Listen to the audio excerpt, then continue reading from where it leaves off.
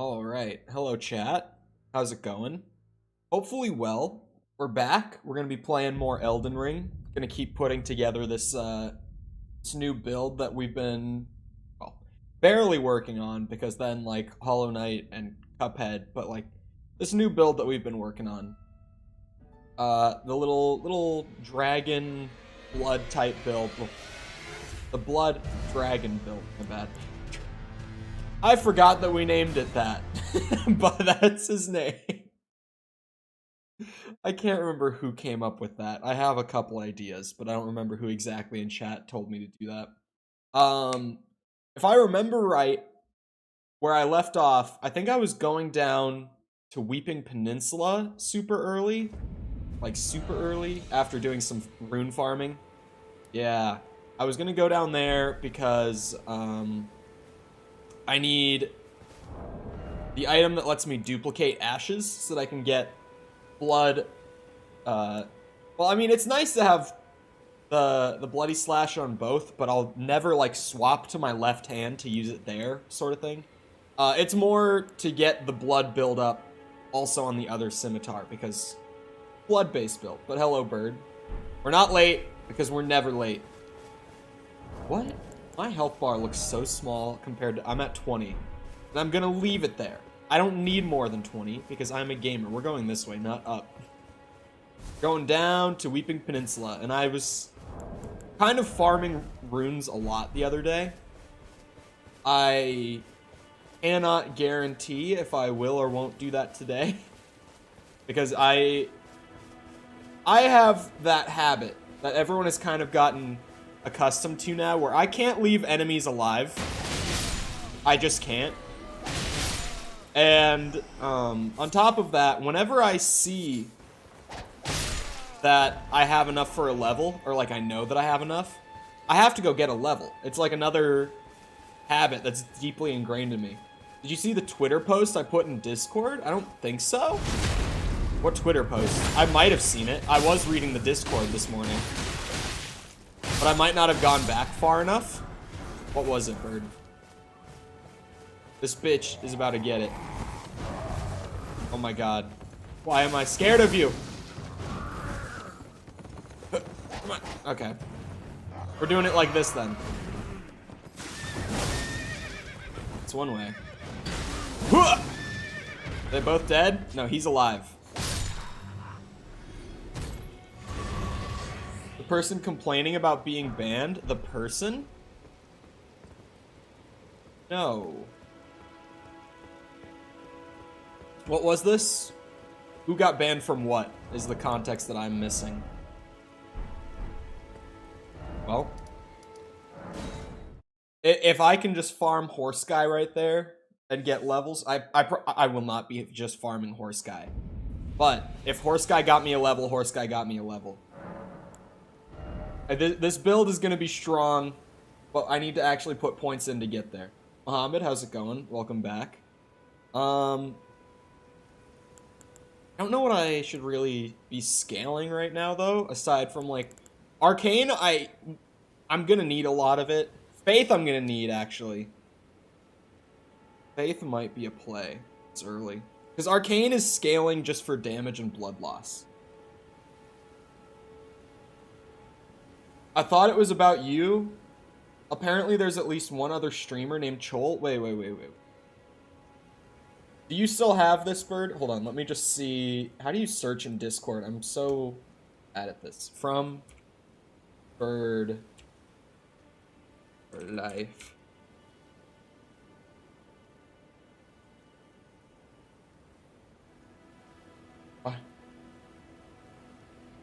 What the fuck? Hold on. The search thing isn't working for me on Discord. Is that not Bird's Discord username? No, it is.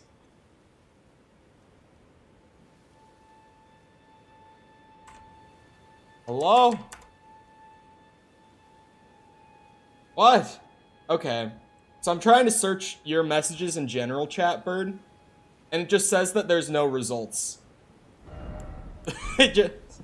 Discord is just like, nope, there is no Bird for Life in this server. I swear, there just isn't.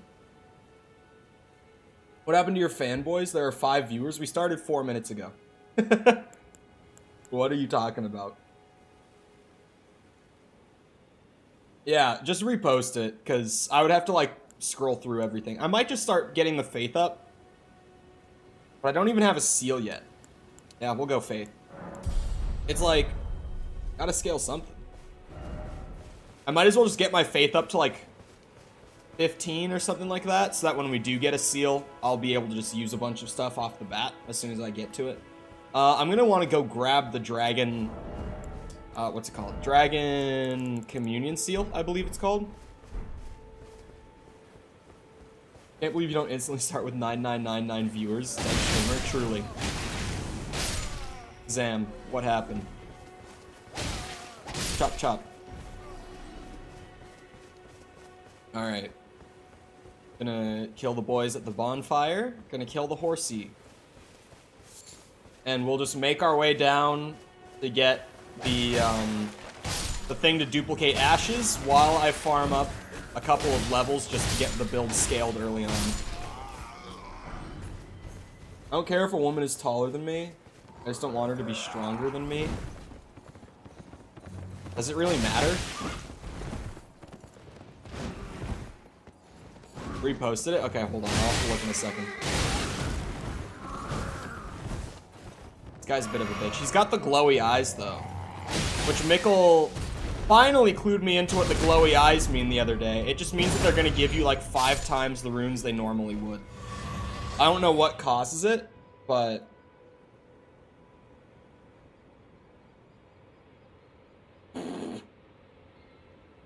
The reason I called Chol such distasteful slurs is because Censored kicked me from the Discord server for no fucking reason, so I was fuming, blinded with anger. I didn't think before I acted. I'm leaving to... Oh my god. So, there's someone else out there who also goes by the name/nickname Chol. This is interesting.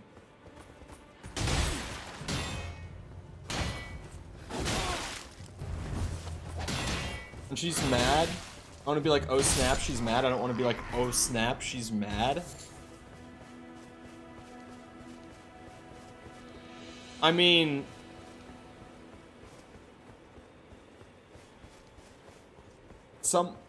I am confused by that as one thing. Another thing is, like... If your significant other, regardless of gender, ever gets mad and gets physical, that is just like, nope, leave. Get out. That's just like, absolute no. What the fuck? You don't do that.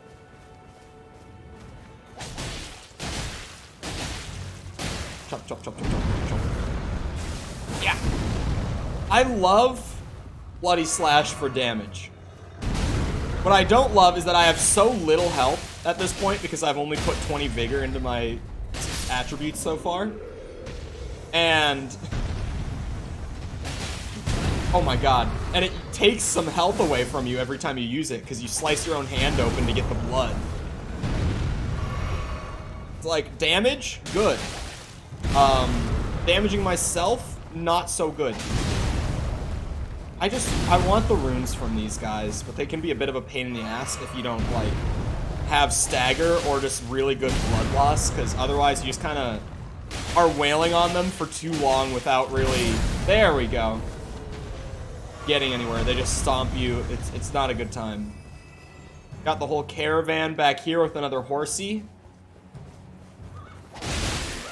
Ow. Horsey is good source of runes.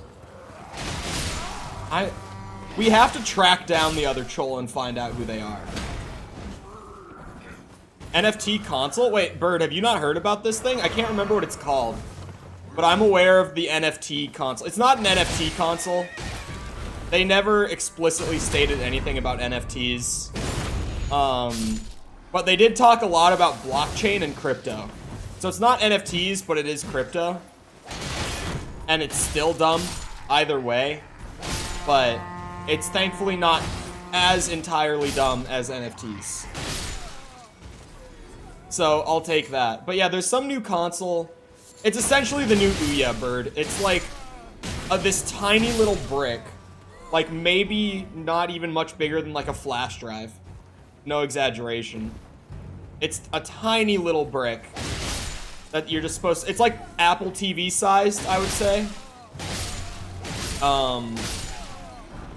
But it's like that size, and they're promising actual good, like, game streaming services. You know, like streaming games from the cloud and playing them on the console. They're promising to do that well, which is like, that hasn't been done well at all yet by anyone. I don't want to hear about PlayStation. There's this shit. I tried it. Like, no one has managed to do that. Even Sony. They all promise that. Yeah, but it gets better. Of course, they're talking about all the blockchain stuff, right? I can get another level. I gotta do it, man. We're early. Like, we just early on scale everything so that I can get to a point where it's like, okay, it's pulled together. Now we can go style on all the remembrance bosses with them to make the build look really cool. When I maybe possibly do a video on it, you know, like, we gotta get it pulled together and then style on bosses with it. Anyway. They're promising that. They are promising 8K 60 FPS gaming, which is like, if the mini fridge and the router both aren't capable of even 4K 60 FPS, what do you think you're gonna do with your little Apple TV? Like, in general, the console just seems like a disaster. They have no actual technical specs listed. They just have, like, a bullet point list of, like, aspirational promises, pretty much, without actual specs to back it up. It's definitely looking like the next Ouya, like, disaster console, you know?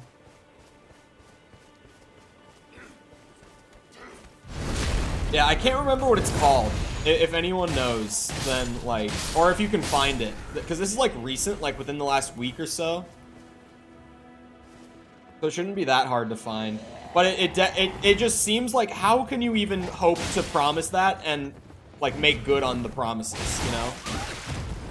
Like, random little group of indie software engineers and stuff get together, hardware engineers, all that, and they're just like, yep, we're gonna outdo Sony and Microsoft and Nintendo. And it's like, no, you're not. I've talked about it before, but the issue with consoles right now, and I think it's only gonna get worse unless we see like a big change in hardware costs or in technological development for games.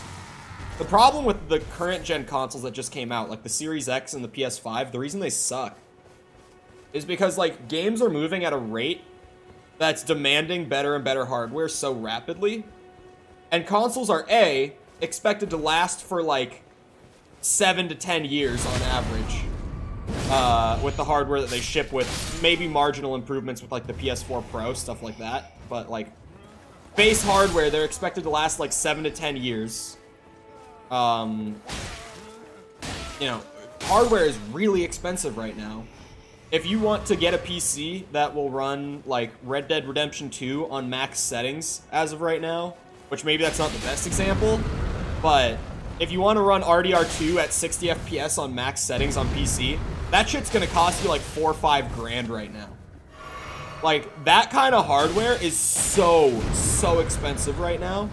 And, you know, consoles then have to be like, okay, let's try to make our technology better than what it was.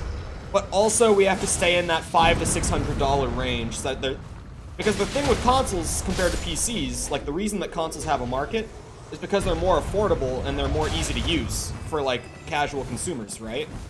Because not everyone wants to learn how to build and operate a PC when they just want to play games. And not everyone wants to spend over $1,000 to play games. That's where consoles come in and are, like, a valid option in the market. And in the current market, as far as games go, consoles are becoming less and less viable as a whole. Like, just their entire idea, their entire gimmick, is becoming near impossible to do going forward. So it's either, like, consoles are going to get as expensive as PCs, or the consoles are just going to stay running at, like, 30 FPS for the foreseeable future. You know? Like, those are the only two options that I see right now. You think the next Or do you think streaming is the next step in consoles? Absolutely not. No. Because the amount of internet required to stream a game, even on medium settings, is so high. And the server cost, like not even just the consumer cost of like that kind of internet bandwidth, the server cost for manufacturers or people providing that service, holy shit, that is absurd amounts of money getting put into it. Money that you really can't make back on something like a streaming service. Unless you like, you get to the levels of popularity of like the Wii or something, where it's just like everyone fucking has this thing, you know? Like any of the current consoles, if you were to try to make a streaming service with their kind of sales behind them, that streaming service would just fail. Like you'd just be bleeding money on it. I don't think gaming streaming services are viable in the slightest. I think it's just absolutely a lost cause. I see no future in it. Honestly, it's looking really bleak for consoles on the whole, which sucks because like I said, there are reasons that consoles are the largest gaming market as of right now. Like, because for the majority of consumers, consoles are like the perfect thing. You know, PCs are a lot cost-wise. They're a lot more work. Like, you have to learn how to build one. And even if you get a pre-built, like, at some point you're going to have to learn how to go in and upgrade it, unless you just want to pay stupid amounts of money to, like, have someone else do it for you. Like, you're going to have to learn how to build it. You're going to have to learn how to use your operating system at the level of, like, BIOS and everything. Like, you're going to have to actually understand how to use your operating system beyond just, like, you know, turning it on and going to Google for Facebook or whatever. Like, PCs are a lot of work. And not everyone wants that kind of work when they just want to play a game. Right? So I see, like, consoles are the best option for the majority of people. But it's... the future of console gaming is looking really bleak in the directions that we've been going for the last few years. Which sucks. Because, like, no one wins when consoles die. No one wins. Like, genuinely, it's bad for everyone if console market as a whole dies out. There's no one that benefits from that.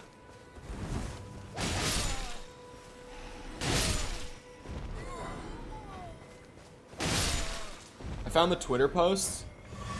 It's just a blockchain of people arguing about Gen 2 Pokemon that devolve into slurs. Oh, okay, so it's not a streamer. I was like, there's no way there's another streamer that goes by Chol. Like, what are the odds that such an odd nickname that I managed to pick up in high school is like something that another streamer uses as their name? Pokemon is technically an NFT, but actually is worth something, the cards. Yeah, it's like, NFTs, in theory, are fine, I guess. But the thing at the base of it is, like, if pure money or crypto values weren't tied to these, what is the value? Right? Because, like, with your example of, like, Pokemon cards, there are people who actually play the game. And there are people who just genuinely like to collect the cards. So then, higher quality cards or rarer cards have like an inherent value for either collectors or players of the game. With NFTs, it's like, it's a AI generated picture of a monkey. And there's thousands of them. You know, we made a few hat presets, a few glasses presets. We threw it through a randomizer bot that just generated the image for us, and boom, here's your art. And it's like, aside from just the value, or sorry, aside from just like tying the crypto value to it, what is there? Like, there's not much. It's a picture of a monkey with glasses on. Like, even from the art like standpoint, argument wise, it's like, we're not talking like Van Gogh. We're not talking Da Vinci. We're talking, this is a pixel art monkey sort of thing. Or this is like a pixel art Shiba Inu. You know, just all that sort of shit that I trying to think of other like ones. I don't want to just be the guy who rants about Bored Ape all the time, because there's plenty of those people when they're talking about NFTs who can only think of Bored Ape, and I'm trying to remember others. But it's been so long since the craze was really big that I'm genuinely just like, what were the other ones? Like, I don't remember. If Santa wears a red costume and only needs you to be good for him to give you a present, does that mean he's a commie? Yes. Santa is Russian comrade. Big proprietor of communism. Yeah, NFTs genuinely boil down to, at the end of the day, it's like, here's a picture. I bought it for this much. I will sell it to you for this much. And it's like, okay, why would I want to buy it? And you're like, so you can sell it to someone else. It's an investment. So when you really boil it down, and I don't want to be that guy because it's not directly comparable, but like theoretically speaking, it's incredibly comparable to like a pyramid scheme, right? It's like, I'll give you this if you go and, it's like, you give me this money for this product, and you're buying this product so that you can go and sell it to other people, so that those people can go and sell it to other people. And the more it gets handed down, the more it goes up in value, because everyone's trying to make back their profit off of it. It's funny. It's weird that it blew up as big as it did, and it was kind of inevitable that it would die off so quickly at the same time. But hello, Danielle. How's it going? Welcome. Chop, chop, chop, chop, chop. Damn your shield! There we go. These curved swords are really fun. I like the moveset. I can't remember who it was the other day who was in here who had like done their whole first playthrough with curved swords, assumedly because they picked the warrior class. Because its armor looks cool and it gets dual wield curved swords. So like I can totally see why someone would pick this as like their first playthrough class, you know? But someone was saying like, oh my god, like, you know, you do what you want for the build, but I used curved swords for like 100 hours straight in this game, and I'm just so sick of them. And I'm like, yeah, I feel the same way about katanas at this point after my first playthrough. It's like that moveset was super fun. I loved using the katanas. But now that I've played over 100 hours of the game with just katanas, it's like I don't want to touch them for a bit. I just do not want to use a katana for the foreseeable future now. Come on. There we go. I do so little damage outside of like my Ash and the blood loss. I really need to get the thing to duplicate the Ash so that I can make my other one a bloody scimitar as well. My left-handed one. And I need to scale Arcane or Dex or something. Are they Dex? Hold on. Yeah, they are Dex. I only use Mega Knight playstyle? What do you mean by Mega Knight? When you say that, or is that autocorrect from Meta Knight? I know Bird normally types on his phone. There's no way he means Meta Knight, right? But it's also Bird. When you say Mega Knight, I think of like greatsword over the right shoulder, tower shield in the left hand. Is that what you mean? And just the heaviest armor you can find. That's what comes to mind when you say Mega Knight for me.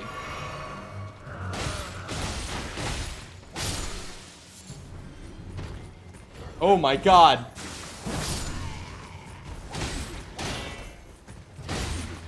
Okay, come on. Ow.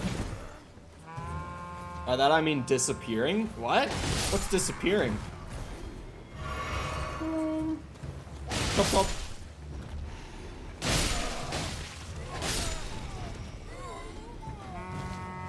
Just slam? Oh, is it like a gauntlet thing? I'm very curious to do... I was thinking of like challenge runs and stuff like that. That I could do like build-wise, right? Like what would just be really hard builds to play with that might look really cool but just aren't good, just aren't viable builds.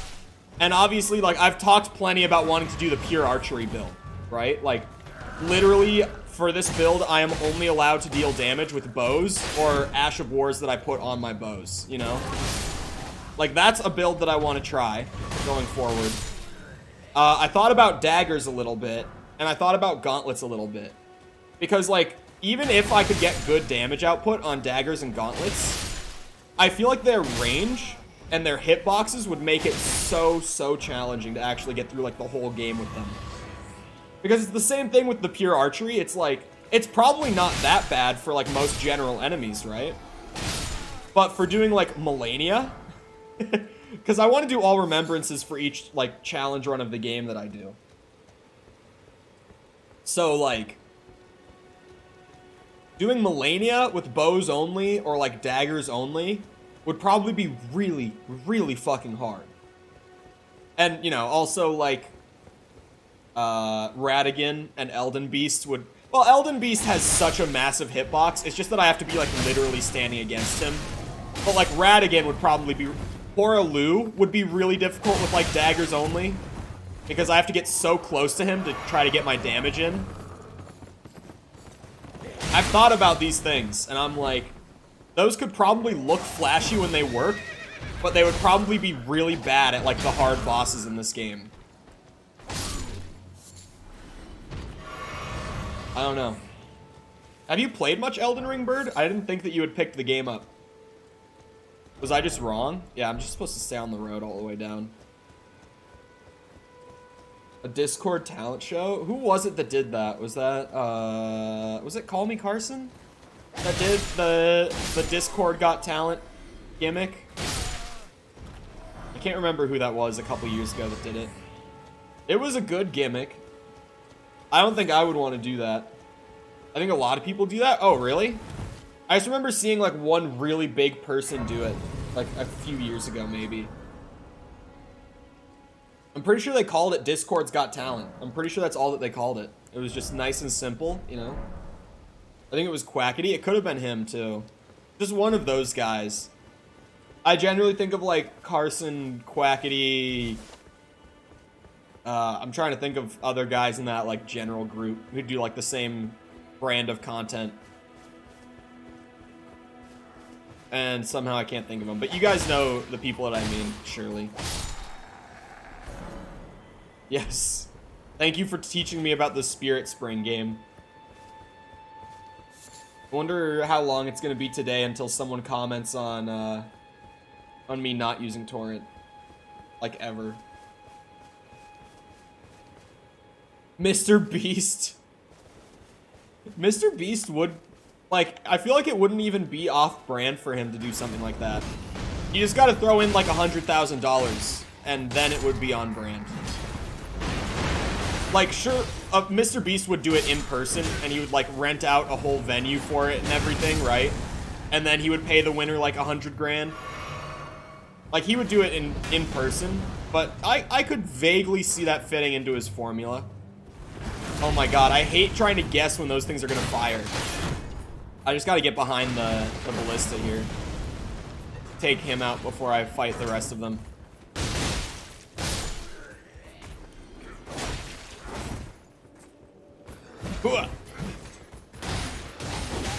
Ow. Ow.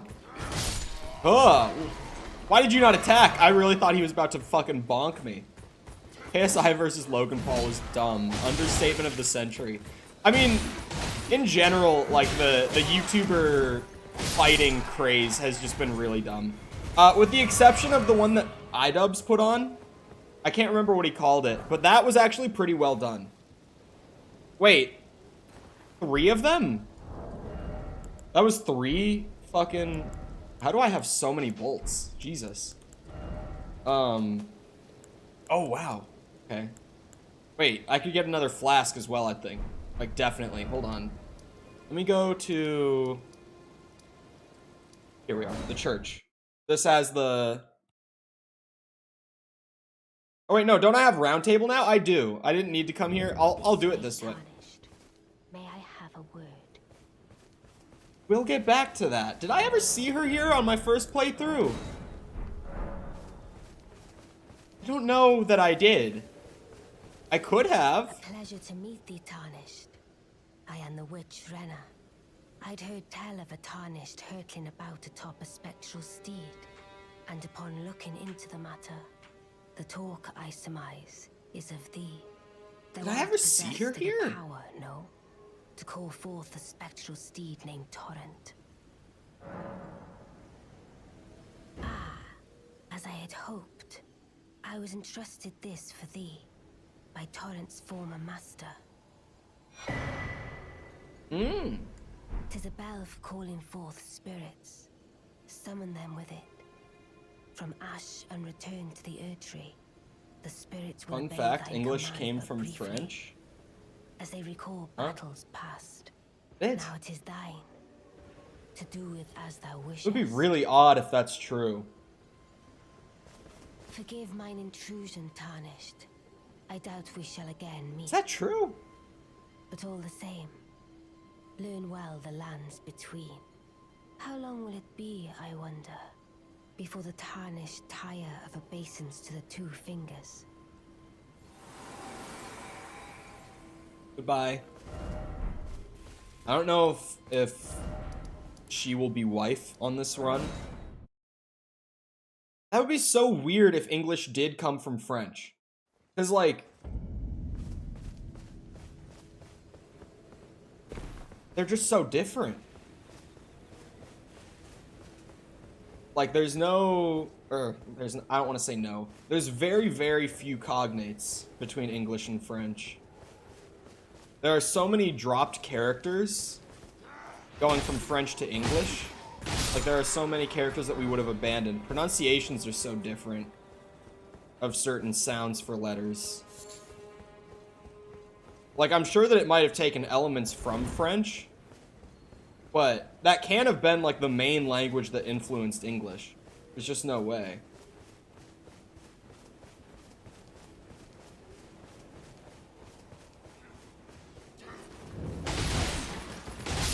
Whoa. Whoa. I had understood that, some of the biggest influences language-wise on English were, like, Spanish.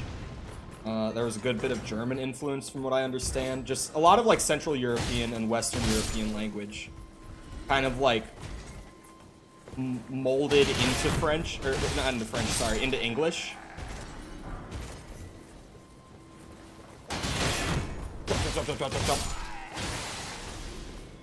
These guys are just dropping the smithing stones, man. Now I know where to get some early. I guess, I could also just get the first, like, smithing stone bell bearing from wherever it is. I could probably just wiki it and get all the smithing stones I need from the Twin Maidens. Oh, another key? How many do I have, then? Where are my keys? I forget how to navigate. I do have 2. So, I could go back and get the Dragon Communion Seal, now that I have 2 keys. Because it's in the... I just got this Grace, too. This might actually be, like, the perfect time to go and grab that. Start using some incants just as soon as I can. I've already started pumping the Faith, so, like... Hold on now. Let's do that.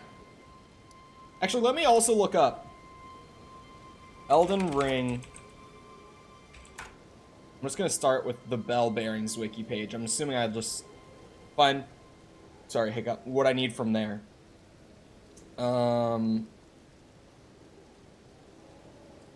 So, what I am looking for from the Bell Bearings are smithing stone. God damn these hiccups. Merchants, merchant. Oh my god, there's so many bell bearings. Control F, smithing stone bell bearings. Okay. EG's bell bearing. Oh my god, you have to get it from EG? Wait, that's so far, though. Is this like not a thing that I'm gonna do until? Okay, wait. Never mind. There's another one that I can get smithing stone 1s from. What tunnel is that? Raya Lucaria tunnel? Is that in Liurnia? Yeah. Oh, it's in like northeast Liurnia. Okay, so that stuff is like, I'm not gonna be doing that for a bit. Not gonna be doing that for a bit. Okay. Where is thing? 2 viewers? Yeah, I think it's gonna take a bit before people realize that like the new schedule is the new schedule. Because as far as Elden Ring goes, like all the people who joined the channel from Elden Ring, I never spoke about the new schedule in an Elden Ring stream. Because all of the stuff with me talking about the schedule change was in Cuphead and Hollow Knight streams. So all of the people who like are hanging around the channel for Elden Ring probably aren't aware of the new schedule yet. So we'll see. If that's what's happening, that's what's happening. We'll test the theory. Might I bend your ear for a moment, please? My name is Irina. I've escaped from Castle Morn to the south. The servants there have rebelled. I can't be sure what it is. My eyesight's been weak since birth, you see. But I swear I heard frightful howling from all over. My good father secreted me out the castle. Oh, that's right. To stay. This is like a... This is duty. This is like a little mini quest line for the fort that's here, right? I fear for father's life. Oh. The servants are full wrath. Hold on, I want to talk to her now because I've already started it. Every one of us. They've since come for every one of the companions I escaped with. I also have still not gone and watched like a bunch of lore stuff for the game. Please, I implore you. So, would you mind taking a letter to my father? Running back through the early game with like the bits of stuff that I've picked up throughout the whole first playthrough, I might just be able to start piecing some of the most basic stuff together on my own. You. Dearly. Then please, take this. I didn't even know until I checked. Yeah, it's just like a lot of people aren't aware that we're starting an hour earlier now. We're still going through, for people who don't know of the new schedule. We are starting an hour earlier, but we're also still going through to the same end time. It's just streams are going to be 4 hours now instead of 3. And because so much of my community is over in like Europe, over in that region, it makes more sense to start an hour earlier than run an hour later. Because if we ran an hour later, then streams would be ending at like 11 p.m. UK time and like even later for the rest of Europe as you go more and more east. So it's like, starting an hour earlier makes more sense. Starting at 6 p.m. in the UK and onwards for the rest, that would make more sense than ending later. Okay, hold on. I completely forgot that I was gonna go back to... I think it's Stranded Graveyard that I want to teleport to, right? To open up this thing for the seal. Pretty sure. I remember I was just kind of waiting to get keys for this so I could come back and get the good old Dragon Communion seal. How much is it for me to level up just that I have it? Okay, it's like 6k. 5,900, but it's 6k.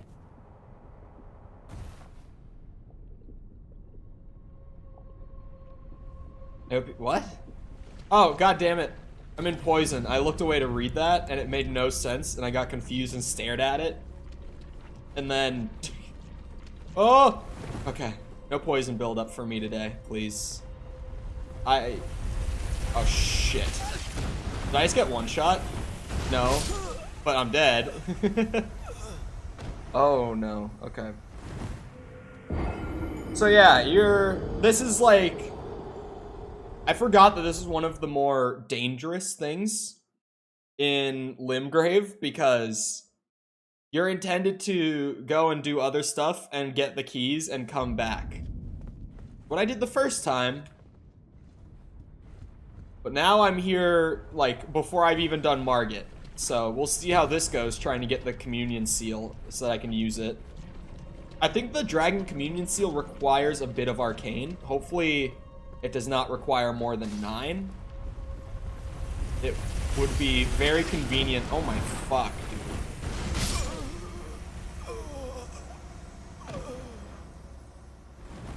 Okay. Yeah, this is gonna be an adventure. Hello, Jessica. Welcome back. Okay. Got it. I'm assuming when you say that you haven't watched any Elden Ring stuff, you also haven't played it. I feel like a lot of people... I've talked about this a lot. Because there's the... Holy stutters. There's the very... widespread, like... discussion around FromSoft games' difficulty. Like, people talk about them as if they're the most brutal, like, unforgiving video games ever to be released. And they're not. They're really enjoyable. Are they challenging? Yeah. But, like, it's comparable challenge-wise to, like, Hollow Knight. Like, it's challenging, but it's not gonna, like, break your soul because it's so unbelievably hard. Holy stutters. This game does not like my CPU, though, and stutters like crazy on me. I feel like the discussion around FromSoft difficulty drives a lot of people to just not even try the games, which I think is kind of unfortunate. Because, like, for a long time, I was like, oh yeah, I'm gonna play Dark Souls someday, but that sounds really hard, and I don't know if I have it in me. And then I eventually had a buddy of mine who's really, really into their stuff. And, he was like, yeah, you just gotta pick up Dark Souls and go for it. And I was like, but it sounds so hard, and I don't think I have the energy for that right now. And he was just like, it's not that hard, trust me. I'm like, have you heard the discussion that I've heard? Like, I've heard things about these games, man. I don't know what you're talking about, they're not that hard. But I picked up Demon Souls and started going through it, and I was like, wait. Like, it's hard, I'm dying, but it's not, like, to the point where I just want to drop the game entirely because it's too much. Dark Souls is basically learn how to parry, bro. It really is. Dark Souls, the early Soulsborne stuff is actually... Okay. Like, if you just figure out how to use a shield early on and just one-hand another weapon in, like, your right hand, you'll fly through the early games just fine. Like, barely any problems. Really, if you can get used to just running the shield play style in those games, you're set. I'm gonna die. Oh my fuck. Okay, we made it. We're good. Ah! I didn't even hear you! These ghosts, man. This guy is a brutal obstacle for this early in the game. I do not have the health capacity for him. I can't remember where the communion seal is. I just know that it's in here. Skyrim is alive because of the mods. Oh, I mean, all the Bethesda games live or die off of their modding scene. Like, all of them. And, to be fair, the modding scene for all of them, like, they just have fantastic modding scenes. Like, I can't play a Bethesda game past the first playthrough without some quality of life mods, you know? It's almost a necessity to play those games with mods. But yeah, it's understandable to not check out, especially one like Elden Ring, until you have more time to, like, just really dive into it. Elden Ring is huge. I think Elden Ring is a good starting point, but I've talked about a good amount. Like, personally, I didn't start with Elden Ring, and I'm glad that I didn't. Like, I'm really glad that I played the games, like, the early games before I came to this one. And had, like... Oh, I'm out of heals! Oh my god, I got so fucked up by the thing. Okay. That guy's gonna be a pain in the ass, because he has a lot of health, and I don't. But, I actually think, like, starting with Demon Souls or Dark Souls 1 is kind of, like, the best way to check out Soulsborne stuff. At least the best jumping off point. You don't have to entirely play them through in release order, like, strictly. Because I've cheated now. I played, like, Demon Souls, Souls 1... Souls 2, I was going in release order, but then chat wanted me to do Elden Ring so bad that I eventually just gave in and did it. And now, Elden Ring has such great replay value for just stuff like this, where it's like, oh, I want to try a build that probably won't even be that good, but it'll look really cool. Like, that's my kind of replay value in a game. It's just like, what if I play it again the whole way through, but I just play it in a different way? That's my kind of replay value. So I am gonna get way too much playtime put into this shit. But you definitely don't have to like check them out all in release order strictly, but like starting with one of the earlier ones, for me, I felt like was perfect. Because you also like, you get adapted to the basic formula before they really like amp it up by the time that they get to Elden Ring, you know? Because like they've just been adding to the formula and tweaking it over like, I'm good at math, 14 years now. So obviously they've changed a lot and it's worked its way up. I wouldn't say that Elden Ring is overall the hardest of the Soulsborns that I've played. I mean, overall, like, as far as hardest bosses, hardest general enemies, and just like, if we're talking all-encompassing difficulty rating, Dark Souls 2 is stupidly hard. Like, it has no reason to be as hard as it is. Dark Souls 2 is the one game that I've played out of the Soulsborne games that I'm like, yeah, the way that people talk about these games is an accurate representation of Dark Souls 2. But other than that, it's not that bad. Also, good night, what, 500 runes? I'm not even worried about it, actually. Now that I think about it, not worried about it. Not really a Minecraft guy. Oh, we're talking about Technoblade. Sorry, I missed the first thing. Yeah, I mean, I'm also not a Minecraft guy, but I heard about the Technoblade thing, like, right... I think I saw the video, like, 5 hours after it was uploaded, so I wasn't someone who saw it, like, instantly when it got up, but I kind of opened Twitter, like, a few hours after they uploaded that video, and everyone was talking about it. I was just like, what's happening? And then I found someone mention that Technoblade died, and I went to his channel and found that video. But Braden, how's it going? Welcome. Yeah, that, like, from what I understand, his community knew that he had cancer, I think. I don't think it was like a sudden, like, oh, he died of stage 4 cancer and no one knew sort of thing. I think his community knew that he had cancer, but it's still just like, you know, one day, video goes up on his channel where his family's like, yeah, he's gone. YouTube keeps recommending him, and I don't watch most Minecraft stuff. Oh, the guy who is, like, reposting over and over again about him, or one of the guys. There's a lot of people who have just been, like, milking it like crazy for views, which is fucking gross. But, like, yeah. I haven't watched any YouTube videos on it. Because, like, I found it through Twitter, so I just, like, actually went and saw the video from his family, and that's what I've seen of it. I really don't want to watch someone else's video talking about it, because, like, just in general, like, someone making money off of talking about his death is really fucked. Like, even if you just do one video on it, I just don't like it. I just really don't like it. So I don't think I will really click on videos talking about it at all. Chariots are the worst. They were fine when I was coming to these sorts of catacombs and stuff later in the game, on my first playthrough. This is a whole other thing. I have 20 vigor on this character right now.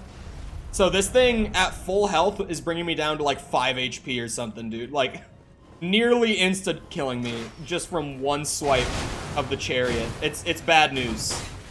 And then there's this one ghost at the end guarding the item that I think he's got the item that I'm here for, the communion seal. I think he's sitting on top of it, pretty much. You did not just teleport through the chariot, you cheeky bastard. So, I have to, like, try my best to preserve my crimson flasks until I can get up to it. Because that guy kind of just rolled me. I forgot stream today. I would make up an excuse about being late, but I don't have the energy to lie right now. I mean... You mean you forgot about the new schedule, right, Sepper? Not just you forgot stream. Because for those who might not know, we do literally stream every single day. Why does Stan Lee have NFTs now? He does. There are Stan Lee NFTs? The fuck? I don't like that. I don't like that at all. I don't even know what I have on my Wondrous Physic right now. Like, I know that I don't have, like, any tiers for it. But apparently I have one that's increasing my max stamina. Oh, yeah. Yeah, he's definitely guarding the Communion Seal, because he just used it. This has got to be the item that's in. I could just grab it and run. I think a smart player would. He's not guarding it. Do I have to kill him for it, maybe? Because he did just use at least, like, a dragon thing on me. Like a dragon incant. So I think I might have to kill him for it. Oh, no. I just forgot stream existed. Okay, bro. Okay. But hello. Regardless. Mohammed, I think my theory about people just not knowing about the new schedule is right. Because now that we're only, like, 10 minutes off of when stream would normally... What's it? When stream would normally start, numbers have returned more to, like, what we're used to. It definitely seems like I just have not done a very good job talking about the new schedule. Oh, I thought I got too close for a second. I thought he was just gonna roll straight up to me. This guy is actually gonna kick my ass, and I think he probably is the one holding the seal. I think I'm actually just gonna have to, like, gamer mode with my no damage weapons that I have here. And just try to drop him somehow. It's like I said when I was first opening this up.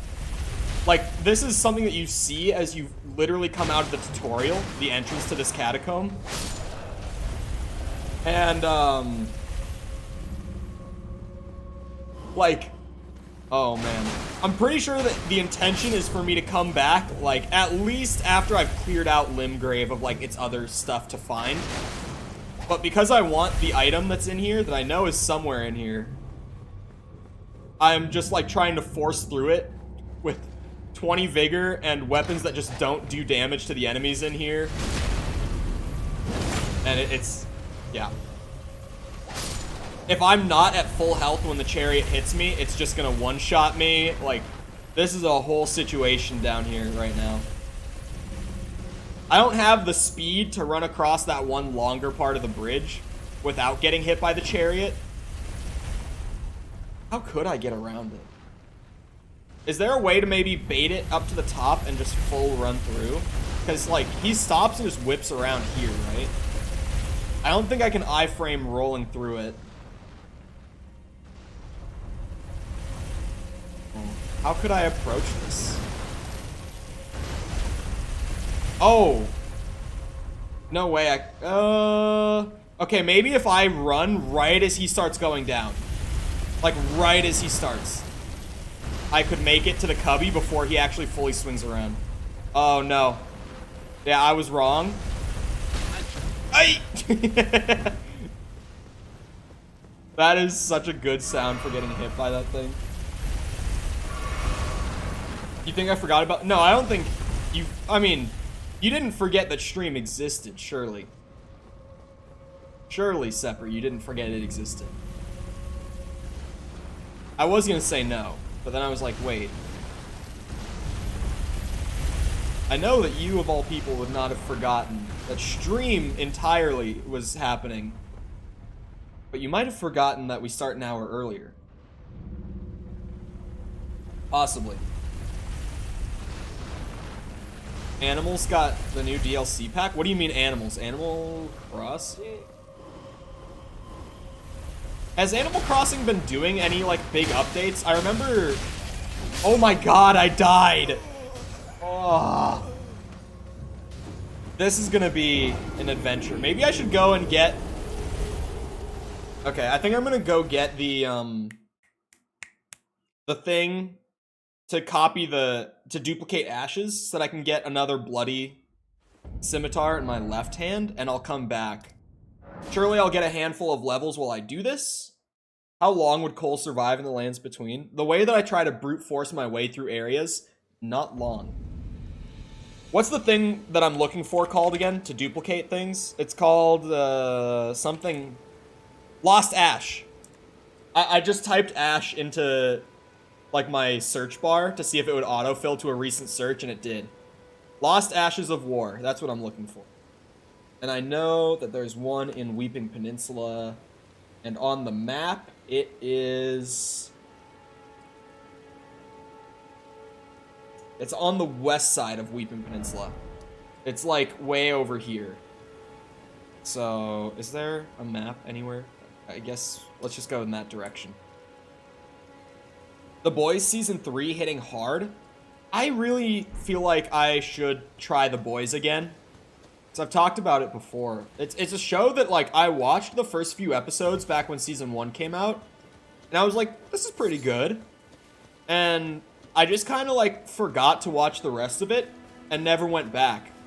And every time a new season has come out, I've just heard so much discussion about it. And apparently, it just gets better with each season. From what people have told me, at least. It's like the opposite of Stranger Things. It gets better every season instead of getting worse every season.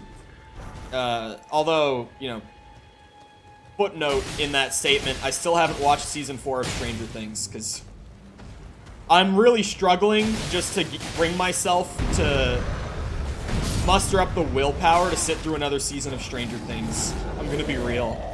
Like, I really liked season 1, and it was just such a sharp decline after that. Like, season 2 was bad, season 3 got even worse. I loved the first season of Stranger Things, but then they just, like, I don't know, man. I think it's just, like, because season 1 had such a good, like, mystery to it, as soon as you lose the mystery and you understand what's happening, it's hard to keep the show interesting. You're pretty much just entirely relying on, like, having wacky adventures with the characters at that point. Although I've heard, like, season 4, a lot of my personal friends, like my IRL friends, are saying season 4 of Stranger Things is the best season. But I still just, like, I've been hurt by those last 2 seasons, man, and I'm struggling to bring myself to watch it. I just really am like, I don't know if I could sit through another season if it ends up not being good. Like, what if they're just on, like, the honeymoon phase of having just watched it and they're like, that was amazing, and it's actually not that good? Because I'm such a grumpy old man when it comes to, like, shows and movies. I'm so hard to impress with them. Because it's generally not my, like, preferred media. So like, shit has to be really good for me to enjoy it. And I'm just like, if it's not good, I'm gonna be pissed. Like, I'm gonna be upset.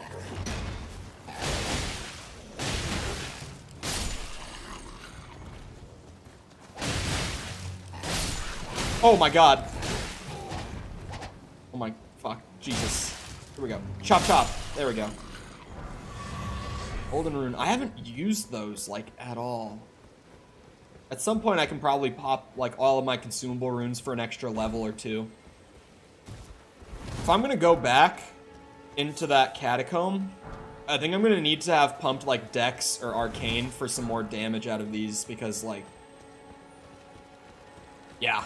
Like, you know, I was nearly getting one-shot by the chariot, and that's something to note and be concerned about with going back down there. But also, like, I just was doing no damage to the guy who actually has the dragon seal. So it's like, if I'm gonna kill him, would it be helpful to have, like, marginally more health, or to just kill him faster? Like, I can dodge eventually, I just have to get used to his timings. If only you could fly in this game instead of jump, dude. Just traversing the lands between would be so much easier if I could fly, I'm telling you. And I know about Torrent. I just like running through because I like killing everything. So when I use Torrent, I end up just, like, getting on and getting off of him constantly. So I normally just run around on foot. Because, like, I have this dumb habit where I can't leave enemies alive. Like, I see an enemy and I have to kill them. I cannot leave them alone. For those saying Thanos was holding back, you can't change your durability, so that Iron Man did do that. Just, what the fu-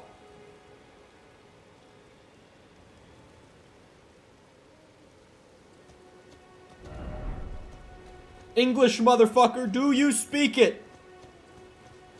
Thanos was threatening to kill him for the time stone. Who has the time stone? I'm so bad at actually remembering all that stuff. Oh my god! I forgot about this fucker. I'm taking the map and I'm leaving. I forgot. I'm not doing this. Not today.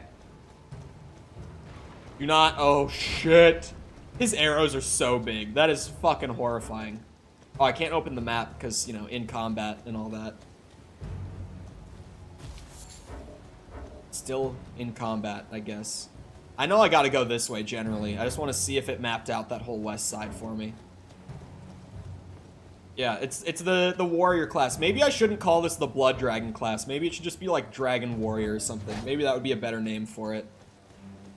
You know, the blood can be like part of it, but maybe not like the namesake of it. Okay, yeah, I think it's all of Weeping that you get on the map. Perfect. Because now I can get like an accurate mark of where the Lost Ash is. Oh, wait, it's sold by a merchant who's like just north of this. It's like he's about right there.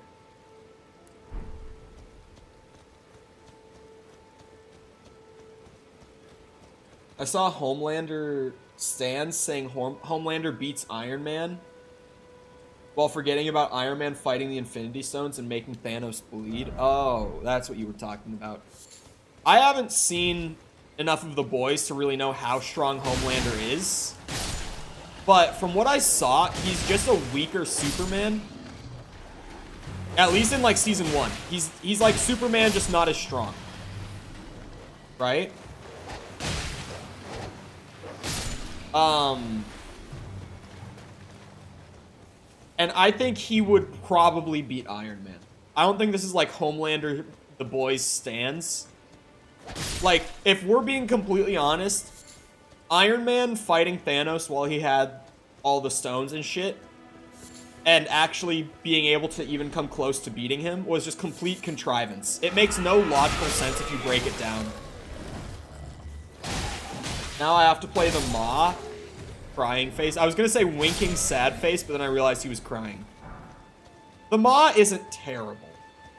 It's just not very good. But yeah, the Keys is one of the worst missions. It honestly sucks with Halo CE how strong the first half is and how weak the second half is by comparison. Because like you have probably, I would say the first half of CE's campaign is like some of the best FPS campaign, like single player stuff I've ever played. And then the second half of CE's campaign is just bad, like just straight bad. But I don't want to say the entire second half, because 343 Guilty Spark is a really fun mission. But everything after that, like all the last 4 missions in their entirety, I hate. Again, I wouldn't say I hate the Maw, but I really don't like it either. Like, I don't hate it, but I don't like it. It's good by comparison when you get to it. It's almost like you breathe a sigh of relief when you get to the Maw, because you're past the worst of the game. 2 Betrayals is fun as fuck. No, you're just one of the lucky people who can actually enjoy it somehow. I don't understand you people. There's gotta be something wrong with you, but I'm glad that at least you can get some enjoyment out of that shit. Because that mission's a train wreck. They also said Wolverine and Deadpool lose to Homelander.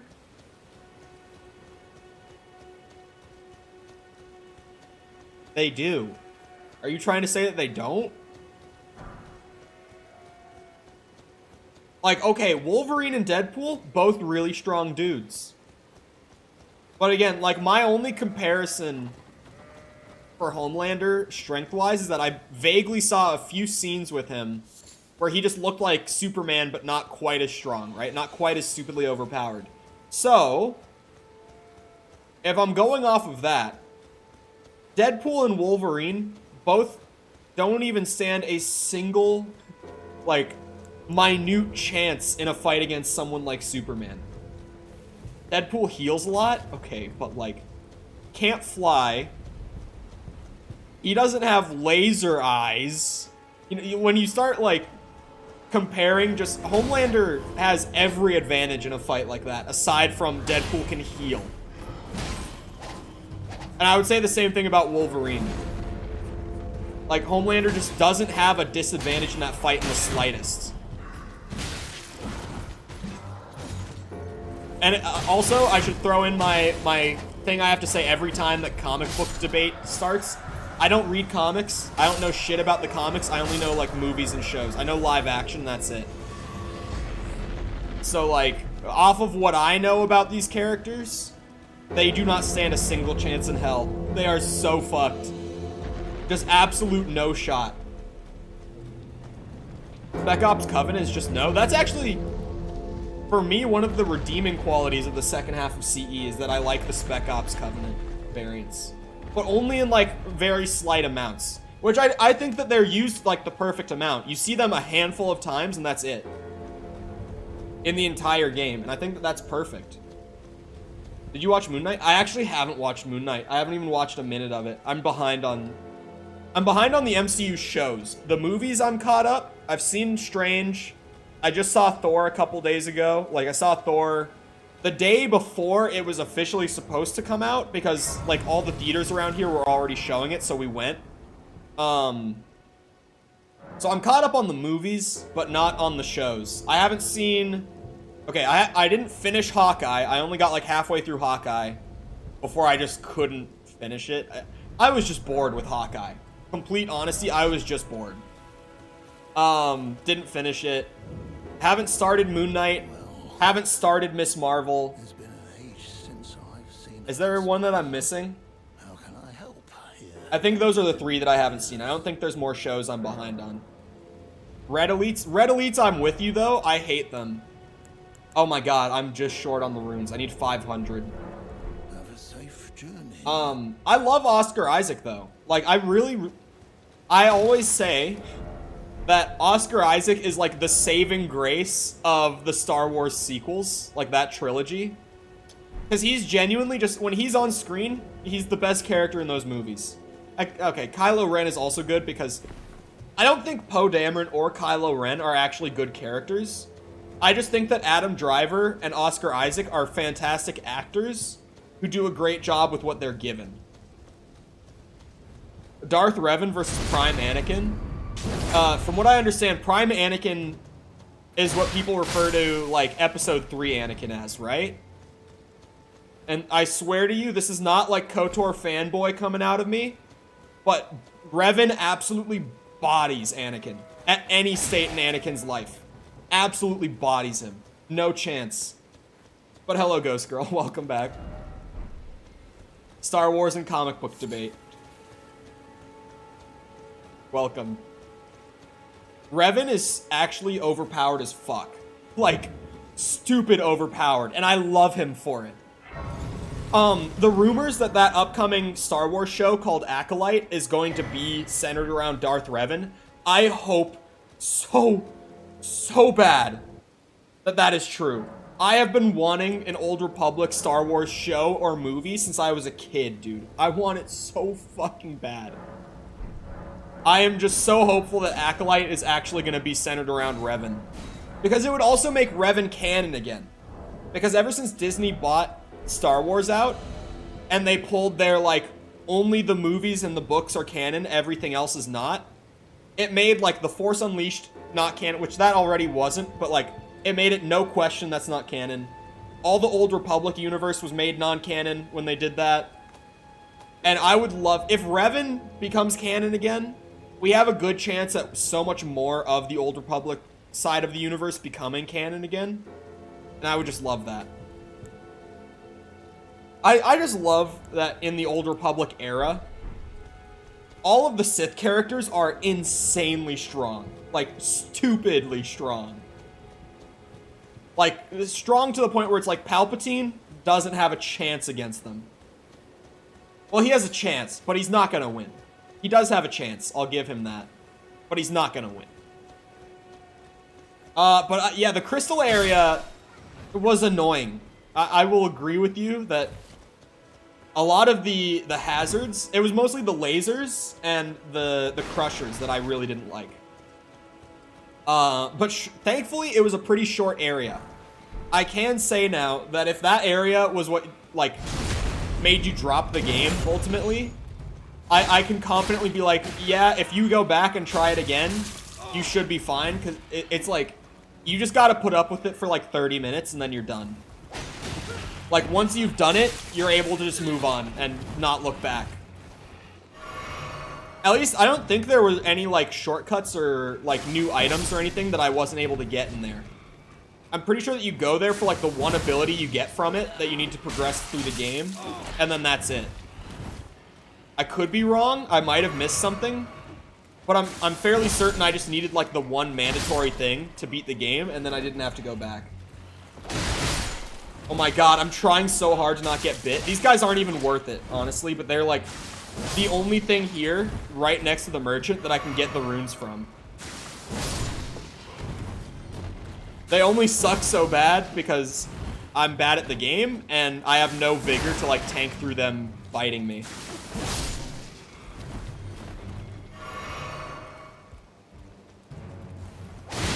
Why does Rey learn Sith Lightning in 2 seconds?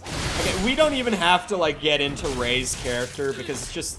It's so talked about and so widely agreed upon that she's just, like, as contrived as the cinematic Star Wars universe ever gets. Like, she's just, like... Because she's the daughter of some genetically engineered son of Palpatine. Like, Palpatine didn't even have sex with a woman to give birth to his children. He actually made his children in a lab. So because Rey is the child of one of his weird lab babies, she just naturally, instinctively pulls Force lightning out of her ass in episode 9. And it's just like, boom, she shoots it off. It's just like, where did that come from? She doesn't even know. We need more lore of Rey. There's actually a good amount. I remember when I first found, like, the Wikipedia shit for her, I was like, how did I not know any of this? There is a good amount of lore behind her, but none of it is really a good explanation. Like, there are explanations to why she can use Force Lightning. They're just not good. I think there's more you can get, but don't have to. Okay. Yeah, it's like, if Hollow Knight was something you were enjoying, and that area just broke you, which I can understand now that I've played it, I feel confident in saying, like, if you went back and just powered through it in one solid go, just like, boom, 30 minutes, done, like, just fly through it as fast as you can, you never have to go back. You can enjoy the rest of the game beyond that. Unusual fella, aren't we? Did this aged merchant have something that caught your eye? Yes, it's the Lost Ash, please give. How do I use this thing? I never used it in my first playthrough.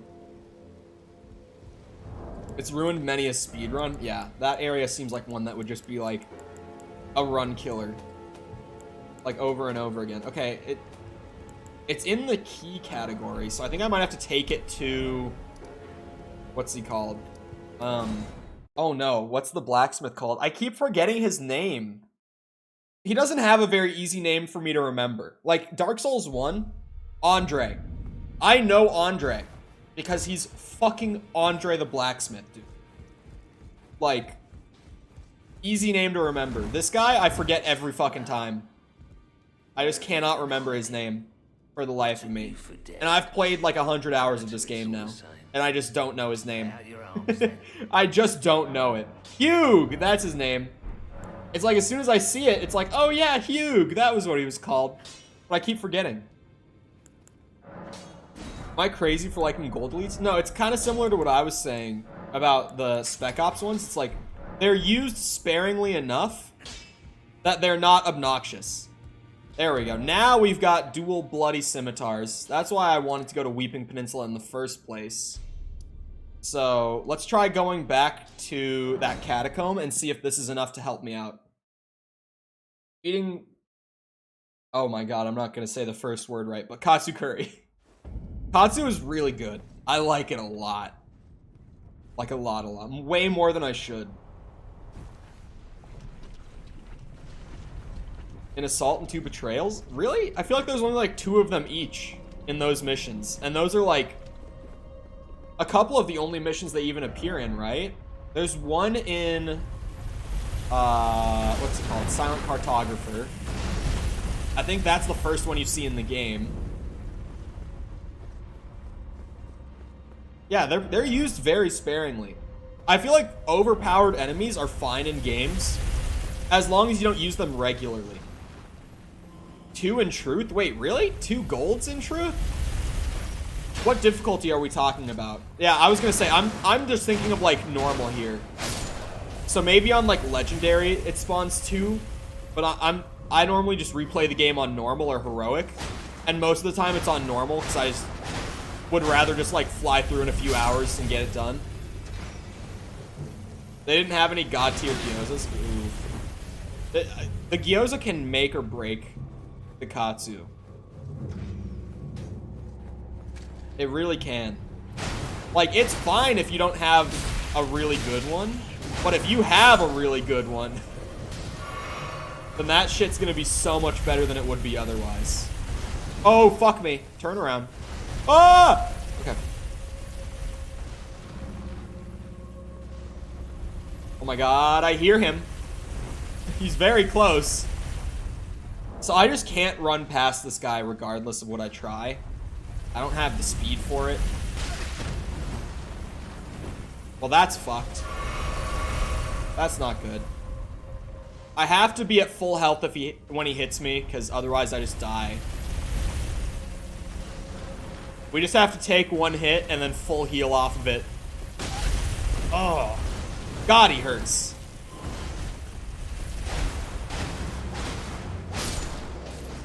How much health do I get put down to from full? Yeah, 9. I go from 652 HP to 9 when he hits me with 20. I just don't have the health to get hit by this chariot, like, at all.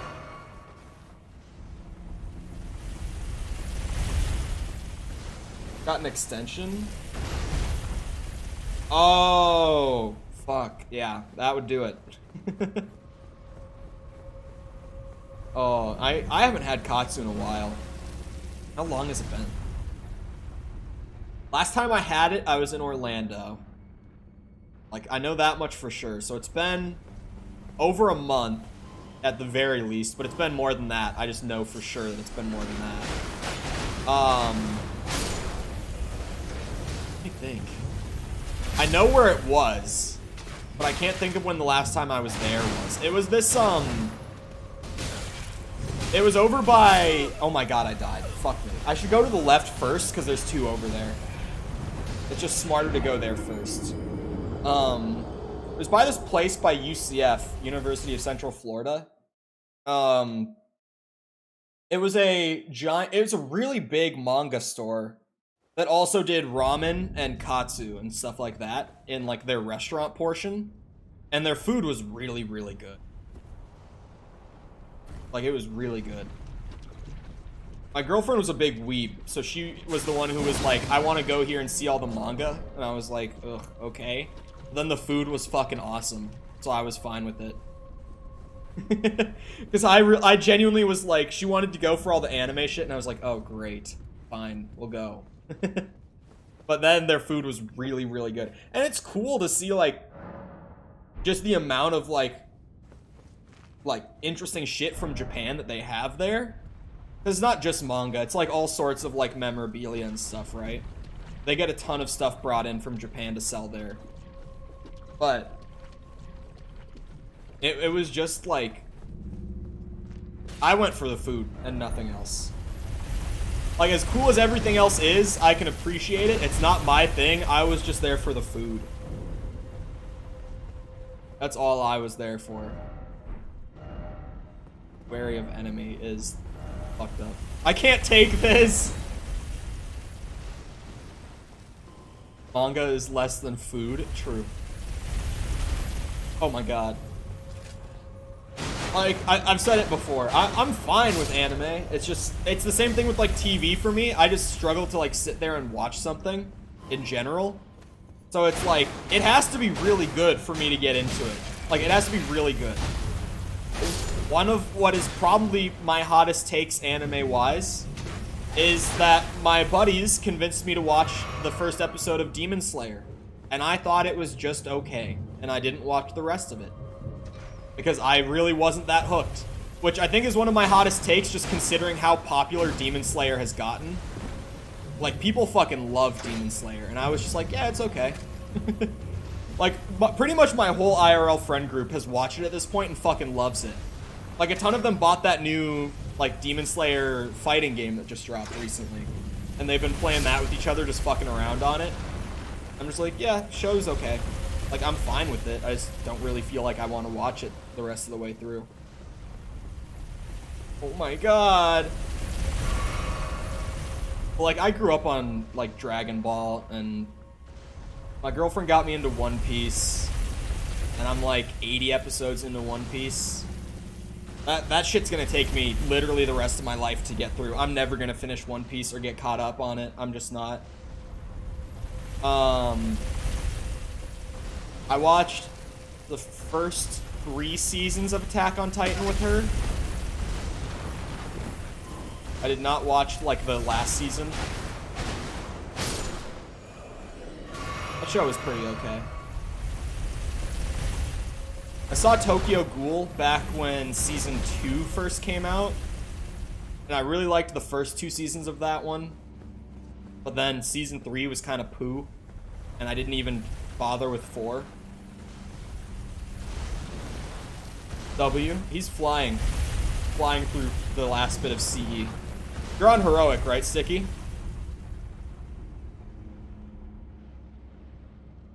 Is this a replay that you're doing just for fun? Or for achievements, or what?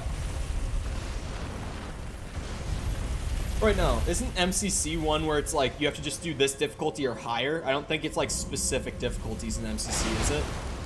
Because I know I've been doing the DMC games, trying to get all the achievements in those, right? Because I literally can't play enough of those games. They're so fucking addicting. But those games, instead of being like the beat the game on this difficulty or higher achievements, you have to actually do a full playthrough on every difficulty for all the individual achievements. Well, it's also because of the structure of those games. When you start a DMC game, you can only start your new game on normal. And then after you die 3 times on your first playthrough, it'll unlock the easy difficulty for you. And you can go back and select that if you want. But they force you to at least try it on normal before they give you easy mode.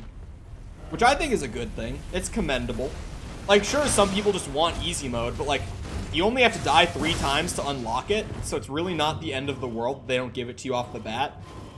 To unlock hard mode, though, you have to beat the game on normal. To unlock very hard, you have to beat it on hard. And to unlock the highest difficulty, which is called Dante Must Die, you have to beat it on very hard. So, like, if you want to play the game on the highest difficulty, and there's other, like, gimmick difficulties you get after that. Like, if you beat Dante Must Die, it gives you Heaven and Hell. Or Heaven or Hell, sorry. I always fuck up saying that. Which is a gimmick difficulty where every enemy dies in 1 hit, but you also do. And if you can beat the game on that, then you'll unlock Heaven or Hell. Or, sorry, it's called Hell or Hell, not Heaven or Hell. It's Hell or Hell. And that's a gimmick difficulty where the game is on hard difficulty. So it's not on the hardest, but it's on hard. And the gimmick is that you still die in 1 hit, but the other enemies have their health pools and stuff like that from hard difficulty. And the enemy placements from hard difficulty as well. It's a really interesting way to incentivize replays. And to be fair, like, the whole gimmick with those games is that, like, yes, this is a single player game, but there's so much mechanical depth and stuff for you to learn here that, like, you will not be able to even experience every bit of your moveset and everything and, like, unlock all the stuff on a first playthrough. It's just impossible. Like, if you want to unlock everything in DMC in any of the games, really, you have to play New Game Plus at least once. Like, you have to do a second playthrough on some difficulty at least. So they very heavily incentivize replaying them. And even when you have everything unlocked, it's like, I'm still trying to figure out how to, like, work all the moves and weapons and stuff like that together. And I'm probably on, like, my 3rd playthrough, or I'm about to start my 4th playthrough of DMC 5, and I'm still trying to figure out how everything can work together the right way. Like, how to optimize everything and how to make it look really cool. Those games just are... they really push the replay value as hard as they can. They're kind of designed with that in mind. And they're really, why are people trying to kill Dante? He must die. Simply. Although, to be fair, in the majority of the games, Dante kind of stirs the pot and starts the shit. There are exceptions to that. It's not every game. I'm trying to think. In DMC 1, Dante starts it. In 2 story is terrible. I honestly don't know if he started it or not. 2 story is just like incomprehensibly bad, so I don't even know. 2 in general is just terrible, so I just don't know.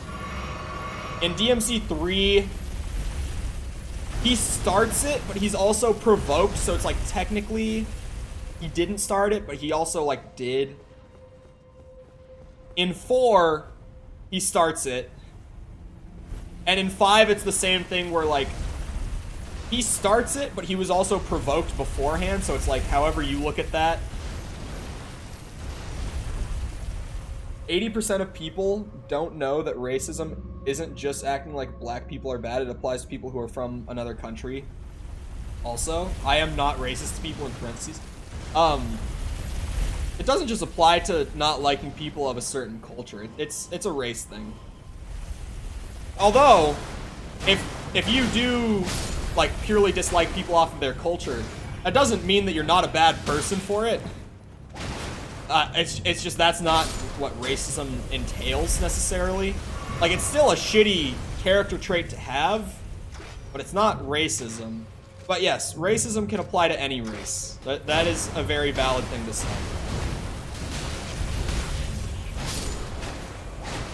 Like,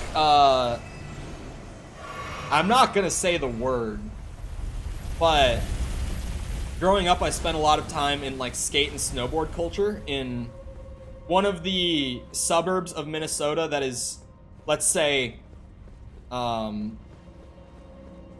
little more hood. Like, it's very... It's one of the poorest suburbs.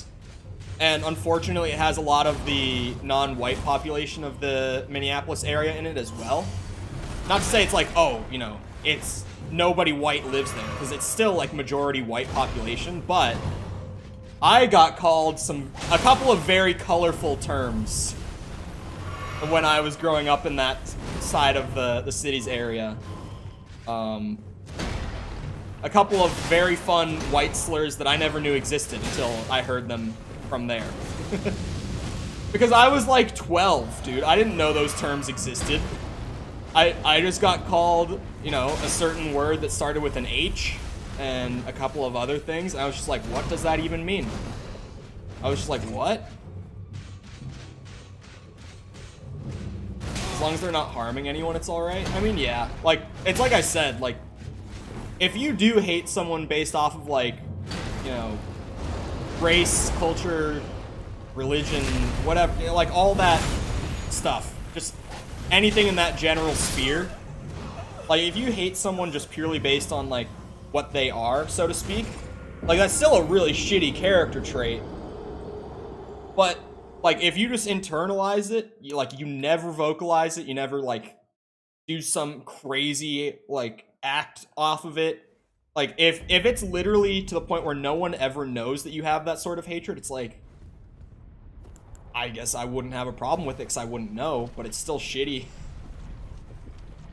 You know? I don't know, man. It's kind of weird. Like, I've met some people in my life who are genuinely racist towards certain groups, or genuinely dislike just an entire religion, stuff like that, and I'm just like, what? People like you are actually real? Because when you're a kid, it's just like, wait, I thought that was just like how people are in movies. Why do you actually think like that? At least that's how it was for me. I'm like, wait, people are actually like this? I thought this was just like dumb movie stuff. Like, no, people are actually still like that. It's whack, but like, it's unfortunately true that people are still just like that. Ow. Why do you shoot me? I need a full health bar to be able to tank this thing when I need to, so like... Ugh.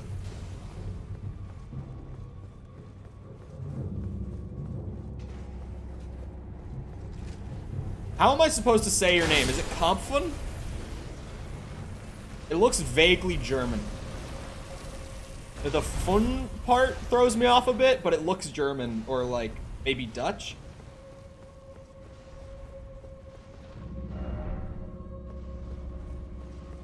Thought so. I need to work on my German. My German is so broken now. I used to speak it so well too. Sticky, are you still here? Can you vouch? My German used to be good. Like, what happened? My German is so bad now.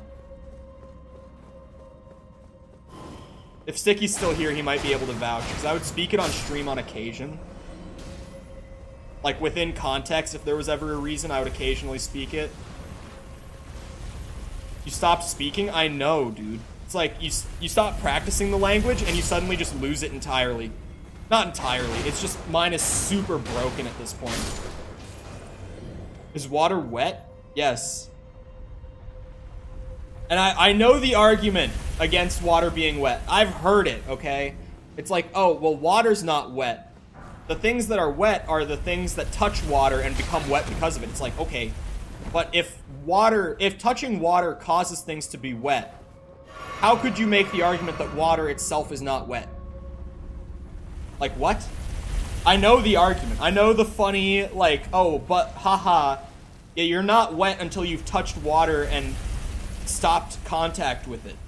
That's when you're wet. It's like, no.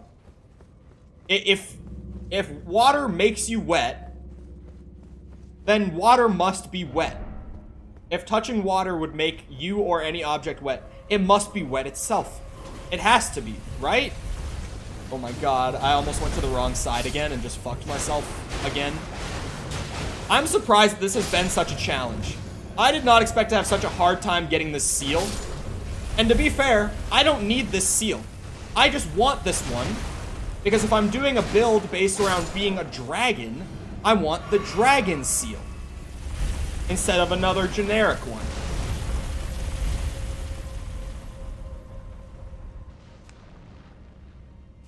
The 3 stages of matter? Because that's actually fucking funny, though. Like, how?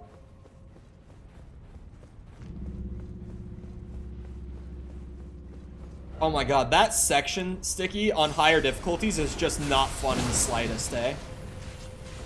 Like, if you're above normal, even on normal sometimes, that segment of the Maw...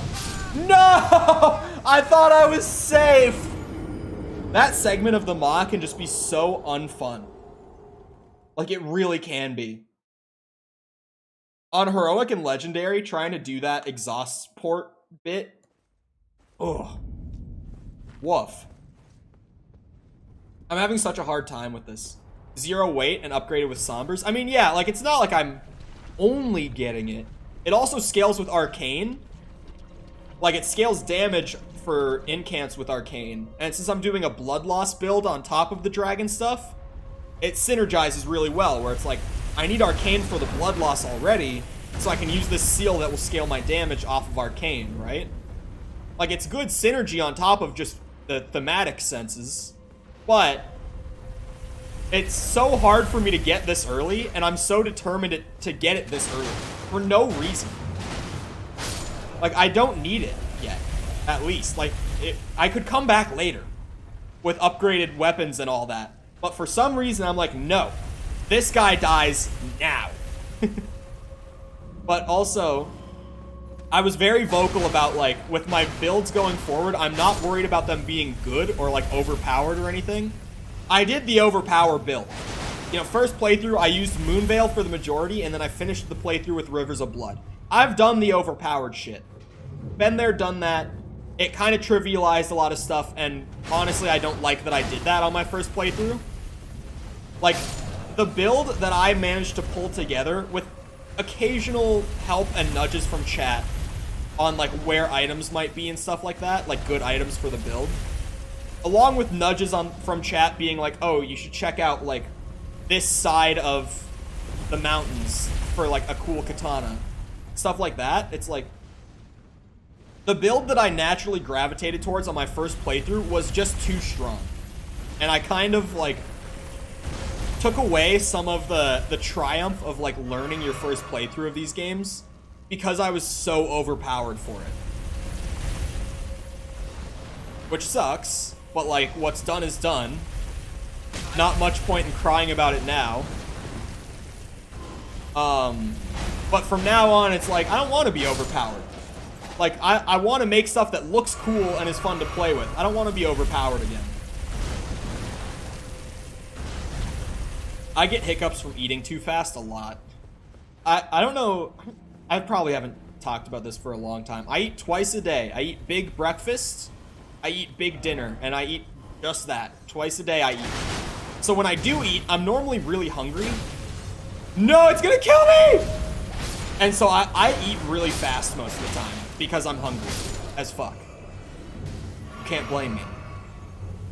And I get hiccups after I eat so often just because I fucking inhale shit. I feel like it's a carbs thing for me too, actually. I don't know that it is, but it could be. Now that you've pointed that out, I'm probably gonna notice it.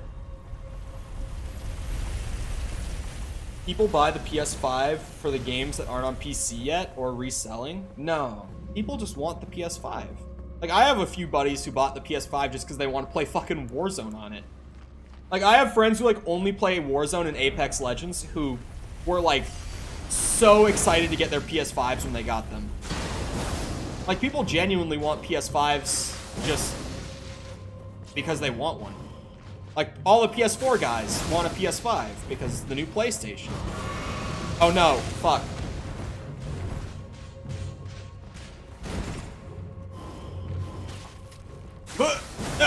Shit! Fuck, don't kill me. Not again. Please just let me have this. Oh my god, what? Did he just swing over my head when I was winding up the slash? He does carry it. Oh, it's done, chat. Will there be Elden Ring DLC? We don't know yet. I am not sure that there will be. Oh, I need to get one more point of arcane before I can use it. I can just grab that for my next level, though. I do need 1 point in arcane to use this thing, but we have it. We can start getting incants now and working with that. Well, dragon incants. I want to, like, only use the dragon incants, honestly. Maybe I'll get that one. Oh, no.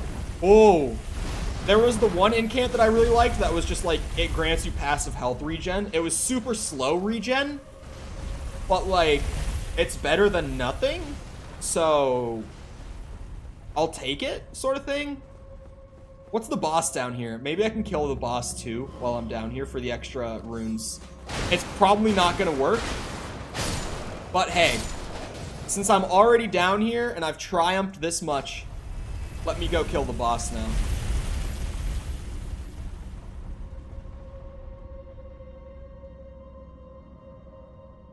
They'll open up those coliseums across the map for PvP. Oh, true. I didn't even think about that. Ulcerated tree? Oh, God.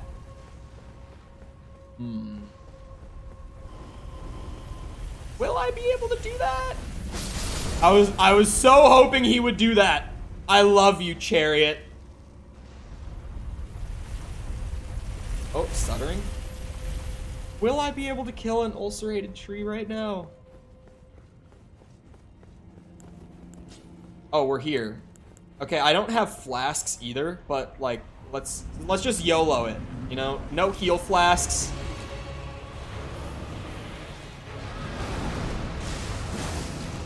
I probably shouldn't use Bloody Slash if I don't have heals. I do have this. My physic is a one-time heal flask because I just don't have tears right now. Oh! Okay, yeah, no. Like, if that guy up top is, you know, not anywhere near the boss, Oh, I could go back to the stake, and it's right there. I saw it. Hold on, let's give it one more go.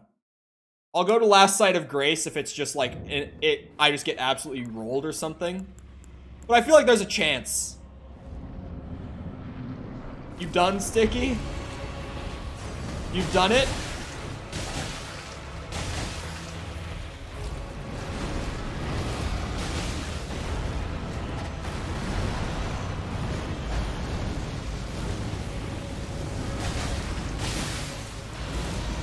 The blood loss is gonna carry, though. I just need to keep proccing that. Oh, no, I'm dead. Right? Oh, I live? We survived those? Ow. Okay, but like... Oh, ow. Oh my god. Stop, please. I want to live!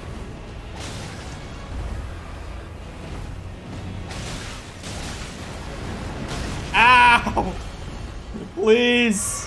Not like the... Ah!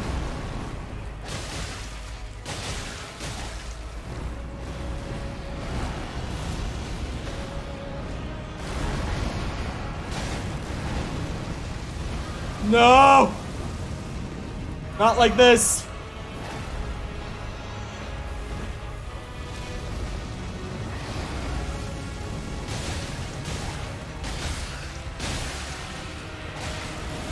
I just have to stay aggressive. Oh no! I forgot he had that attack. It's been a while since I fought one, okay? I didn't realize what he was charging up there. Okay, like if I could manage to stay... Oh, I timed that a little poorly. I can kill this. I can kill this. We can do this for the runes. I got it halfway while absolutely throwing, so we can do it.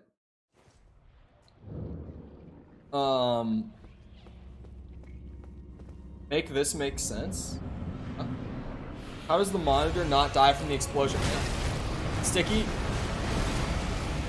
Let me let you in on something, Sticky. Even with the Bungie games, if you try to make the Halo stories make sense, a lot of the time you just can't. Oh, I'm dead already. Okay, well that was a bit of a throw. Oh, my runes. Forgot to grab those. Whoops. What was it, like 2K? Like, it's not much at all compared to, like, me just coming off of Endgame.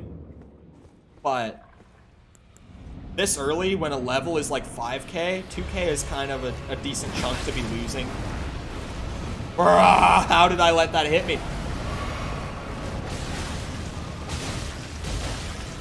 Dude, the blood loss is actually gonna carry me though. Like, I'm just doing chip damage and hoping to proc blood loss.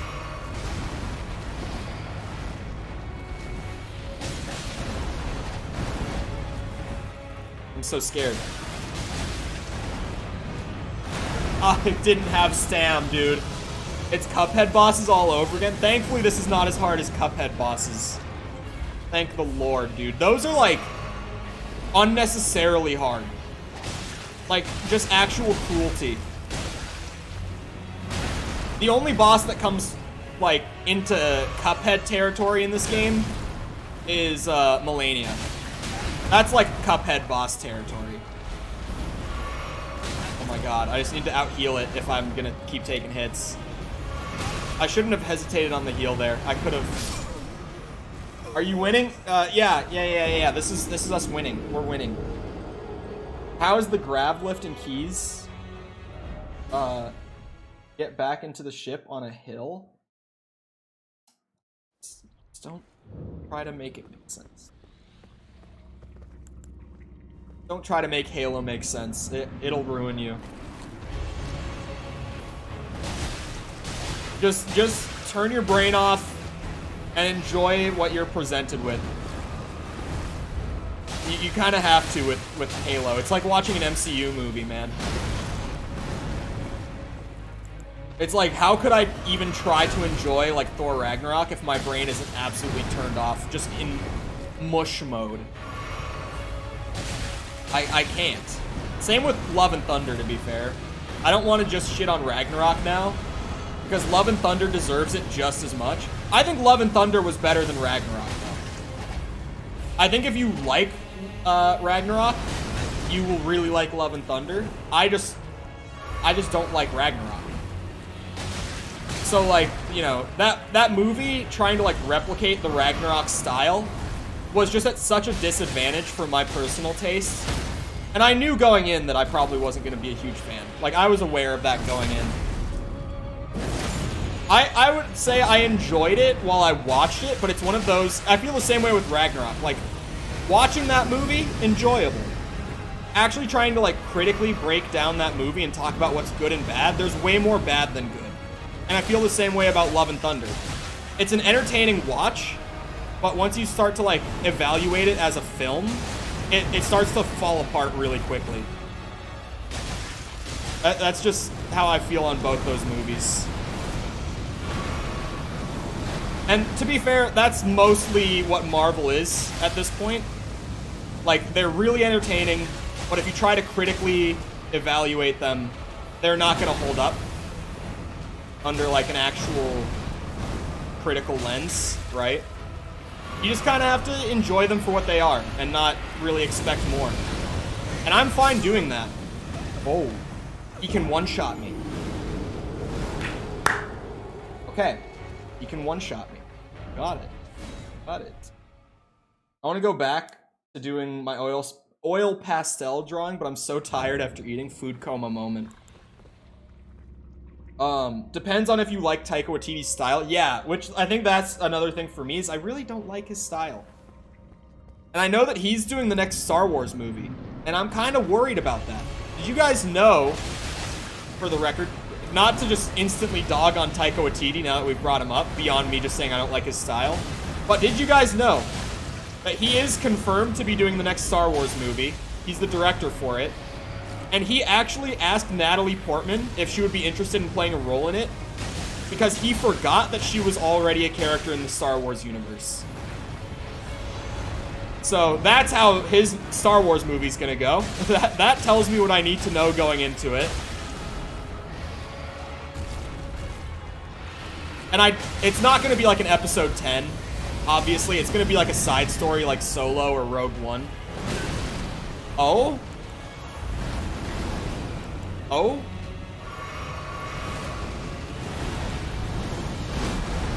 Oh, I thought I got caught by that. Why did I just panic heal? Okay, I wasted my physic heal, but it is what it is. I got the stamina out of it, which I'm dual wielding, so I kind of need it.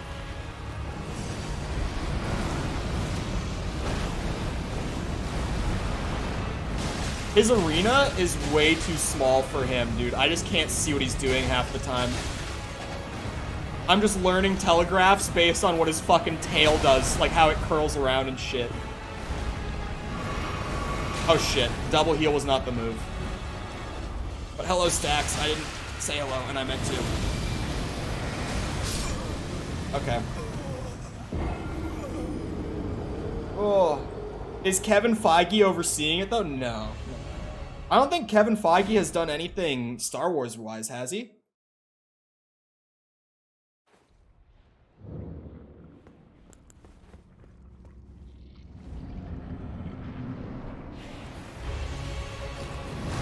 Oh, if this was Cuphead, I would restart the run there. Like, that's just such a dumb hit to take from me looking at chat for a second. That seems to be a pattern with me in any game. Like, just throwing because I'm reading chat.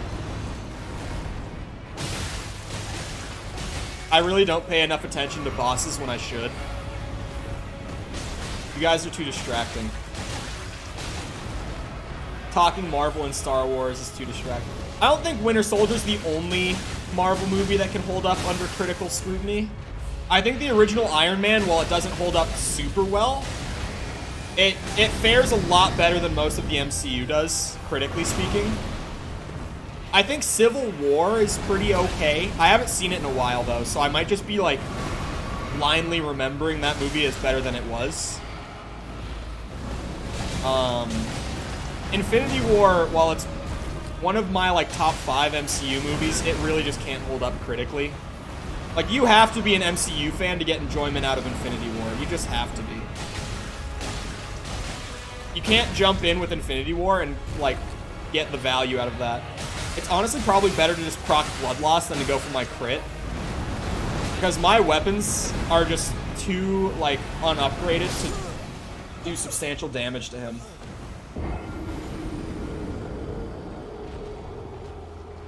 Cuphead really builds the mentality in your head that once you get a bad start and it's an instant restart and there's no hope for clutching. It really does. Let me direct the new Star Wars. I promise 50% more birds. I think we could get more Star Wars birds. Remember those little what were they called? Porgs? Is that the thing from episode 8? The little like weird bird things. Oh my god, that was the dive, like the grab attack. And I didn't even notice it until like the very end. Like I noticed it as he dove. And I just got lucky with where I was positioned for it. Ow, bitch. Could you not? Ow, bitch! Could you not? God damn you!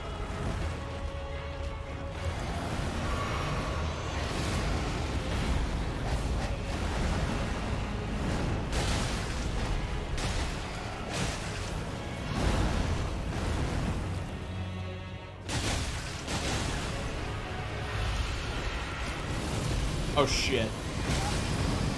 Ow, that hurts.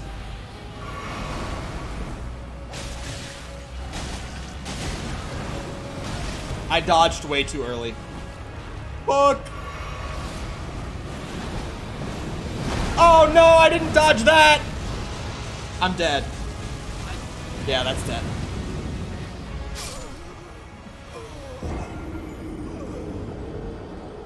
I think they're... Oh, yeah, the blue milk shit.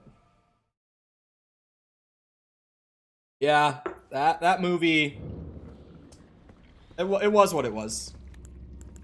Episode 8 was something, for sure. God, I tried to, like, push my hair up, and it just got even more in my eye. Well, most of it went up. A few pieces of my hair have now fallen straight into my right eye, though. But I'm already in the fight. This is not the time to fix my hair.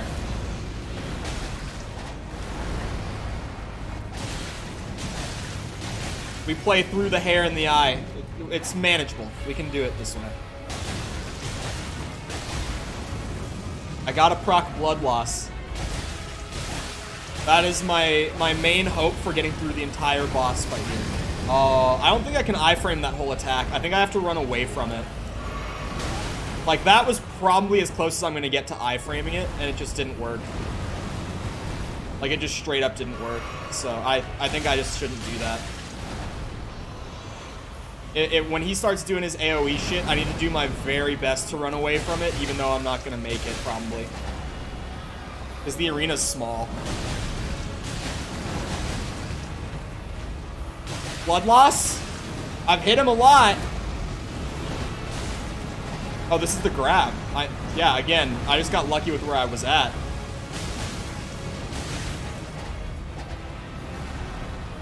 Oh. Oh shit, no! This is so sad.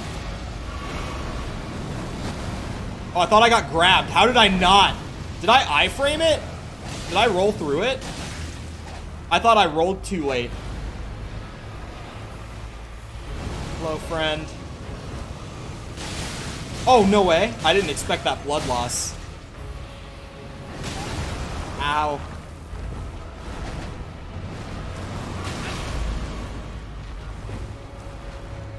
Well, if there was ever a low-level, unupgraded weapon run chance on ulcerated tree spirit for me, this is the chance.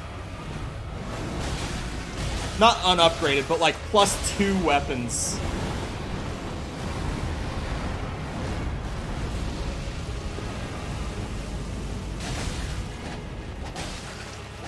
Damn you.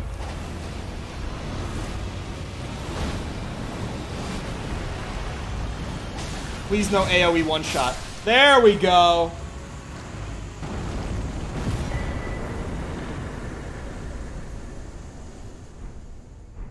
Okay. 15K for the boy. I don't know if that was worth all the effort for 15K, but I'll take it regardless. 15K is a considerable chunk for how early I am.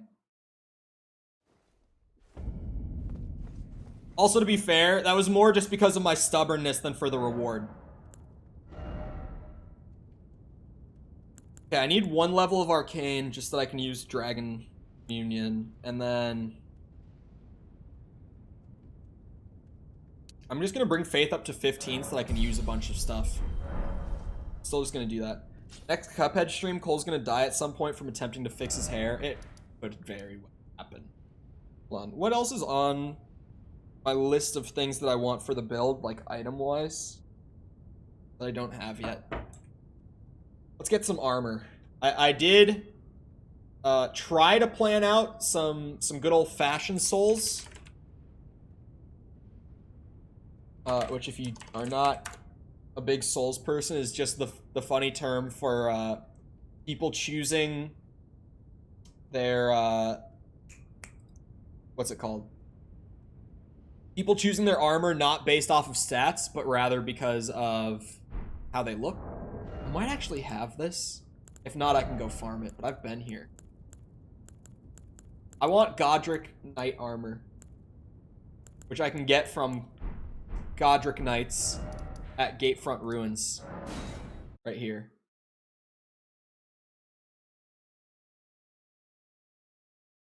We can also get Faith up to 15 while doing this, presumably, if I don't have good drop rates. Need to get the Drake armor eventually. Is it Drake as in dragon armor? That would look dope. I'll probably do that if that's the case. If it's Drake as in, like, dragon Drake, then yeah. Oh, but if I level Arcane, it increases the drop rate of items from enemies, right? Isn't that, like, one of its weird additional effects? Yes, the wrapper. Got it. Thank you for clarification.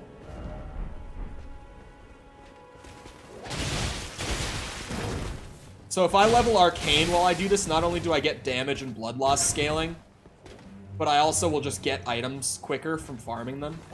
My stick drift right now is occasionally coming in and flipping me. It's flipping my lock onto that guard in the back there. If you were wondering why I was doing that, I wasn't. That was my stick drift. Being a good friend as always. Because the PS5 controller is actually shit and no one else has the balls to say it. If my controller is stick drifting after like 3 months of moderate use, that's a shit controller. Even though the controller feels super nice in your hands, like my Joy-Cons have lasted longer without stick drift than this controller has. They've seen way more use, and they're not stick drifting yet, even though they're notorious for it. This controller started stick drifting so early. And it's like a $60 controller. It's ridiculous. Everyone's sucking its dick because it's like, oh, it's the best controller ever. But it's stick drifting. Why? But yeah, if that is like... I need to get dragon-themed armor, but I was looking at like early game stuff. During that, I'm glad I got the Xbox controller. Yeah, like, my right stick is stick drifting. You wanna know the best part? I don't play shooters on this. Like, I don't. I only play, like, Elden Ring, which sure, you click it for the lock-on, but, like, that's it. And I play... What else do I play on controller? I played a little bit of RDR2 on it, but, like, that was right at the end of the 100% that I first bought this, so, like, not really much. We played a lot of Lego Star Wars on this controller. That probably fucked the controller up. Pretty intense game. I play Devil May Cry, but like that game makes zero use of the right stick whatsoever. Like you literally never touch it for any reason, so it's not that.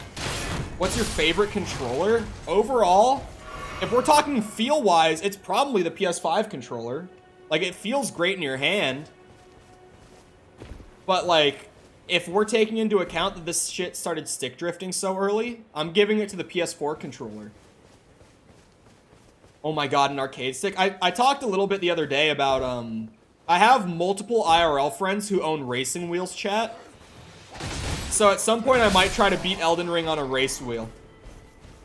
Favorite console? It's the PS1 or the Xbox 360. It's a tie between those. I'm a big PS1 guy. I gotta say. Big, avid PS1 enjoyer over here. But the 360 overall is also like just the most fun I think I've had on a console ever.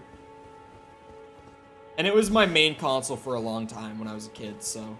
Like, PS1 I had growing up, but it was not my main console by any means. Like, it had the Resi games. It had Silent Hill. Crash. I played a lot of Crash on it, actually, when I was a kid. I had the whole Crash trilogy. But, like, using a SNES controller, I don't think you could viably, realistically. We could also maybe... I'm trying to think of, like, funny controller challenge gimmicks that are probably overdone, but, like, I would love to do one of them. We could do a DDR, like, mat. We could try to do that. Elden Ring with Kinect, or voice commands. Voice commands would be hell. Do not. Do not even imply that. You know, like, a fucking DDR mat is like, okay, we'll find out a way. Voice commands is like, I just can't talk that fast. You want me to do Melania on a fucking voice command? Absolutely not happening. But Melania with a race wheel? It's possible. That's all I'm saying. It's possible.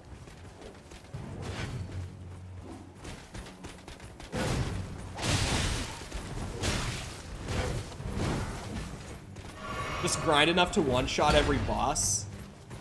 I could probably also just do like an overpowered build.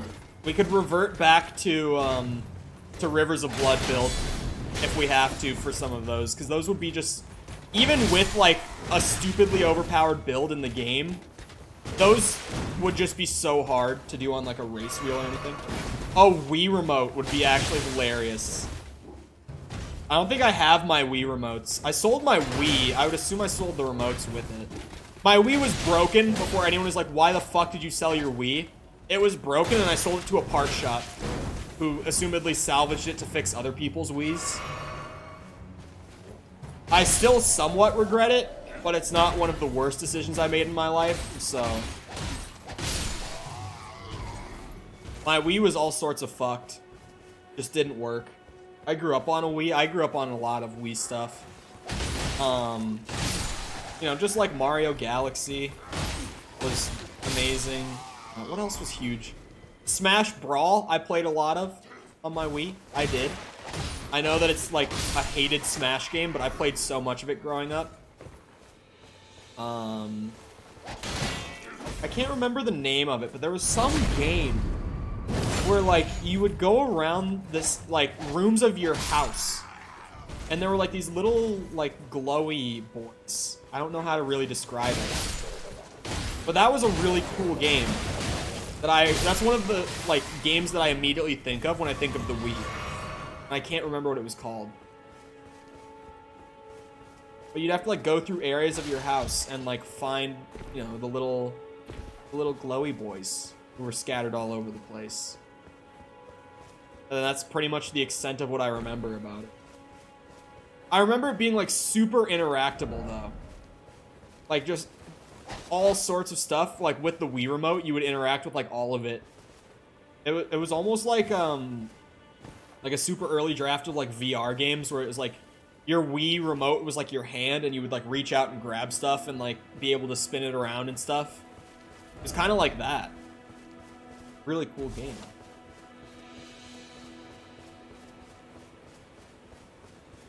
Hold on, let me try to see.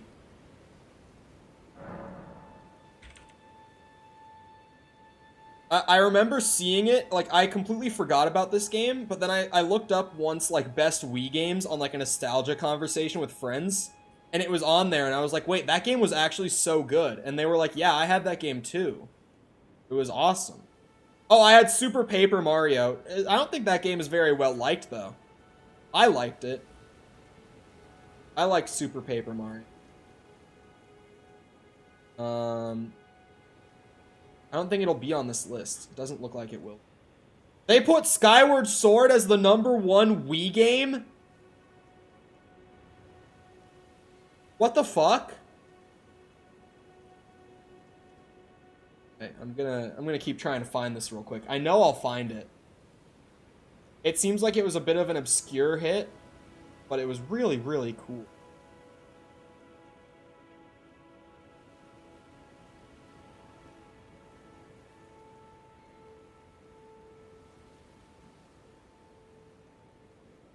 Skyward Sword. Must be Wii U? No, that was the Wii. What about Eminem's Kart Racing? Yes, of course. Now I'm just on the Metacritic, like, rating list. And I feel like this would be the kind of game that critics would be like, oh, this is just fantastic. Great. Come on. Kirby's Epic Yarn. Get that shit out of here. I mean, Wii Sports, obviously. And, like, Mario Kart Wii. Did anyone else have... I didn't realize that this was, like, not a thing that always came with the game. Did anyone else have, like, the little wheels? Like, the little plastic wheels that you would slot the Wiimote into? And then it would actually be like you'd have a wheel that you were sitting there driving with. Did anyone else have that for, like, Mario Kart Wii? Best reviewed? Now I'm on best reviewed. I'm just on the Metacritic list. Why can I not find this? What was this game? This was such a weird, like, game for me to remember. I saw it randomly on some, like, best Wii games list, like, a couple years ago. And my friends were like, oh, I had that. It was really good. What the fuck was this?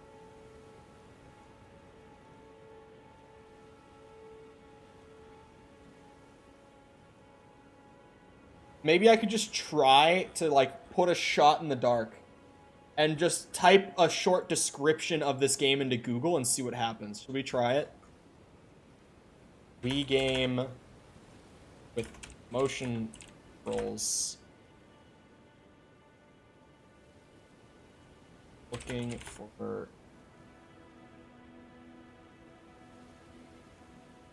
items in-house. Let's try that. Items might be the best way. Motion plus? What was motion plus? What defines motion plus? Oh, the block in the bottom of the controller. No, I don't think it was motion plus, if I remember right. I think it was just the normal Wii motion stuff.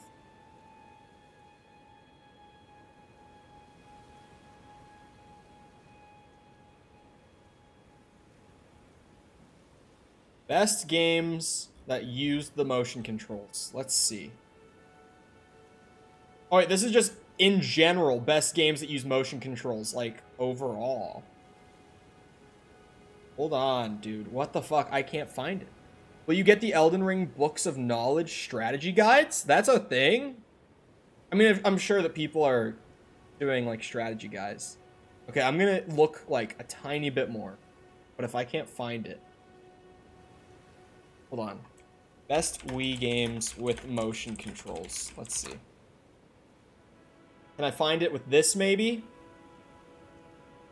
A Reddit thread. Someone on Reddit has to know what this game is. Please. WarioWare, RE4, Dead Space Extraction, Punch-Out. Please, someone, something new. Give me this. There's this game. I know of it. Okami. Skyward Sword. FPS games. Shit, dude. What was this game? I need to know. It bothers me so much that I can't find this.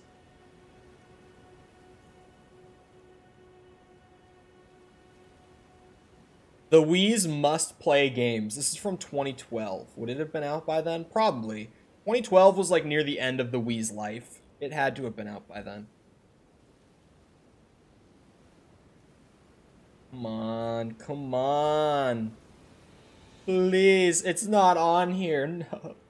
I'll never know. I will never be able to find this game again. I swear to you. I'm just never gonna find it again. Damn it. It's gonna bother me so much. After I get this armor piece, I'm gonna do Margit just because I haven't done Margit yet, and I just want to do it. I just want to get it done. I want to start doing bosses in general. Like, aside from just the one, you know, what's it called? Ulcerated tree, whatever. I can't remember what they're called. Like, I want to get to, like, the actual main bosses, like the remembrance bosses and stuff. So, I want to try to get this armor piece to drop. And then once I do, I want to do that. It's going to look pretty weird until I get the rest of the armor pieces I wanted, but those are in later areas. I want the legs and the gauntlets from the Raya Lucarian set too. But I think I'm going to keep the headpiece on. Like, I didn't think I would, but I kind of just like the headpiece on this, like the default one. Ulcerated Tree Spirit, thank you. So it's the spear guy that it drops from. I'm just killing everything else for the...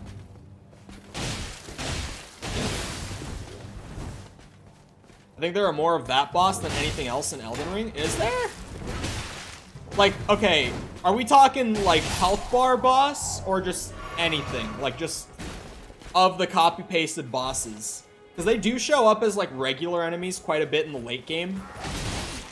But are we considering just health bar or overall? If we were saying just health bar, what do I think? I saw a lot of those. I did see a lot of those. I think I saw a lot of the other tree, like the Erd tree avatars. If we're talking like health bar only, I feel like I saw those the most.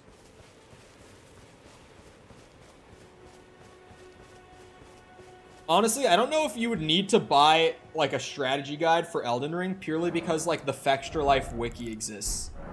It's like, what would you want knowledge-wise about Elden Ring that isn't already cataloged on the Fextra Life wiki? Like, they literally have a couple of dudes who just play this game like a couple weeks before launch because they got their copies really early, I remember. And they just like try to catalog any and everything they can before release. And then, you know, along with that, it's just like people find new items. And I swear, they just have people at Fextra Life, they're like, new item in Elden Ring, go, go, go. And it's just like, immediately get it on the wiki as fast as you can. Stuff like that. Just anything new that pops up in Elden Ring that gets found, it's like, this needs to be on our wiki now. Because Fextra Life's brand, like their wiki is literally made to be the best wiki out there so that they can filter you through to their Twitch and YouTube channels where they actually make all the money. Like Fextra Life's brand is incredible. Just the way it's set up, their business model, it's great. It's shitty. They do legal view botting for their Twitch and all that. So like it's not like great in the sense of like, oh, I love Fextra Life. But from like a business perspective, it's amazing. Yeah. I feel like ulcerated might be the most common, especially if we say like health bar not required to count. The ulcerated tree spirits are just everywhere. Like endgame, they're just all over the place because it's like, oh, you just get a golden seed for killing them at that point. So we just throw them all over the place. I'm not gonna get this armor piece to drop, man. It's just not gonna happen. Oh, you know what we could do, chat? You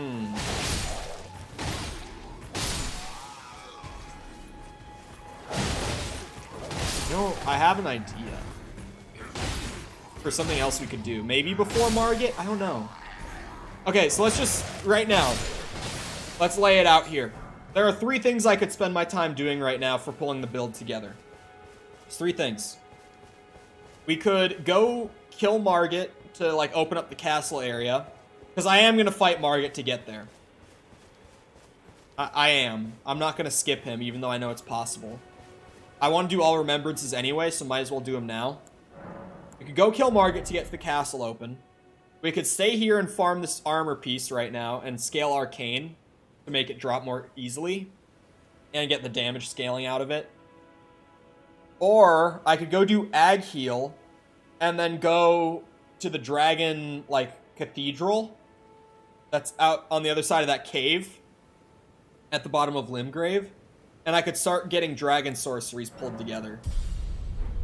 Because that's kind of like, you know, the point of the build, aside from just blood loss. Like, you know, if I wasn't doing the dragon stuff, this would just be like, oh, Resident Sleeper, another blood loss build. Because from what I've seen, they're insanely common for, like, PvE builds in Elden Ring, because they're really strong. Because blood loss is such a strong effect, it's like, you build it up just by hitting them with, you know, weapons that have it on it. And, you know, the more often it procs, the better, because every time it procs, it takes away 10% of their total HP. I'm assuming that's auto-corrected from on the bed. Yeah, that would not go too well. Chop, chop.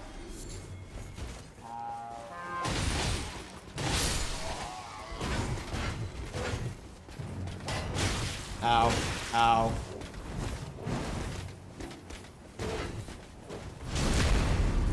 We're gonna use Godric's Remembrance to get his grafted arm. Would it be good to have? I wasn't planning on it.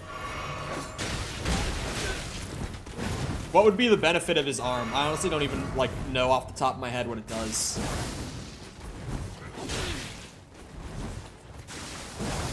I was not planning on it, but I don't know. It could be a good idea that I just didn't think of.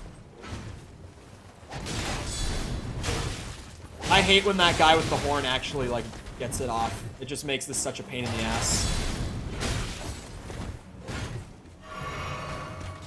I thought we weren't caring about the effectiveness. I mean, I'm not caring about the effectiveness in terms of, like, I'm not just gonna make meta builds over and over again.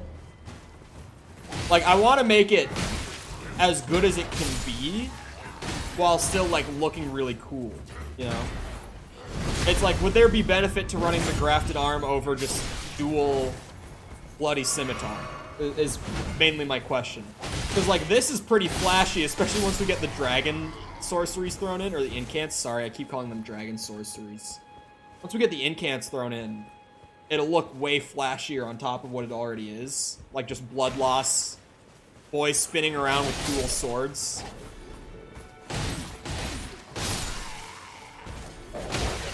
Chop, chop. Dude, when PewDiePie's Minecraft Let's Play was absolutely legendary. The fact that, like, a gaming YouTuber had gone that long without, like, actually learning how to play Minecraft, and then just did this massive Let's Play of, like, learning how to play the game. And he genuinely got, like, super into it. It was just so entertaining. Even for people like me who would generally have no interest in watching a Minecraft Let's Play, it's like the PewDiePie one was legendary. That shit was amazing. Not sure how it compares to the dragon incants. Yeah, that's the question, really. Hold on, let me use the golden runes that I've built up. Because we've got a lot of them. I could probably get a level right here to make this farm easier. Oh, I meant to use a number of them. God damn it. Because, like, while I'm trying to farm this armor piece, I can just farm runes to buff my arcane for damage and for what's it? Drop rate of items. It's just a win-win trying to get this item to drop, really. We're killing two birds with one stone while doing it. I might do Ag Heal before Margit to get the first sorcery. Because I was saying earlier, like, the reason that I'm spending so much time doing stuff before Margit is because I'm kind of trying to look as cool as I can when I actually go and fight him. Like, actually have the build pulled together so that we have, like, if I do try to make a video off of this or whatever, because I had a buddy who was telling me that I should make videos out of the builds that I do, like the non-meta builds, just to be like, here's fun stuff to try out and play with in Elden Ring. he was like, I feel like those would be really fun videos for you to do. Like, those would probably... His words were, those would be videos that I would watch, and, like, I would want to try, like, non-meta type builds in Elden Ring. So I was like, you know, I'll put it on the idea list. You know, I'll just throw it on there. No plans as of right now, but, like, not the worst idea I've heard from an IRL friend about what to do for YouTube. Speaking of, okay, not to shit on them, but, like, my IRL friends always are like, oh, dude, now that you're on YouTube, like, you should do these videos, like this or that. And not to shit on them, but they always have the worst ideas. Like, just awful ideas. Like, if you just put yourself in the headspace of, like, someone who just started doing YouTube and doesn't have, like, the actual time spent doing it to really, like, get experience in doing it, those are the kind of video ideas I get thrown at me by my IRL friends. Reasonably so. Like, they typically just have terrible ideas. Sorry for being late. Forgive me for my sins. This cannot be forgiven, Sepper. It's over. But if I do make a video out of it, having a cool market kill clip from early game would be kind of nice. Where, like, I have blood loss. I have a dragon incant. I want to get the, I saw a clip of it. It's the dragon claw. When I was looking around at all the incants that I could get. Where literally, like, your right arm just turns into a giant dragon claw. Namesake. And you, like, slowly raise into the air, and then you start slamming the ground with it. It's like ground pounds with a fucking dragon hand. And I was like, I want that. Because that looks fucking cool. So if I could fight Margit with stuff like that for just fun clips, it would be great. Sticky, temporarily, possibly permanently. Undecided as of now. Do not do that. I swear this armor piece is just not gonna drop for me though. This is awful. I think I have the full Godric set, aside from the armor.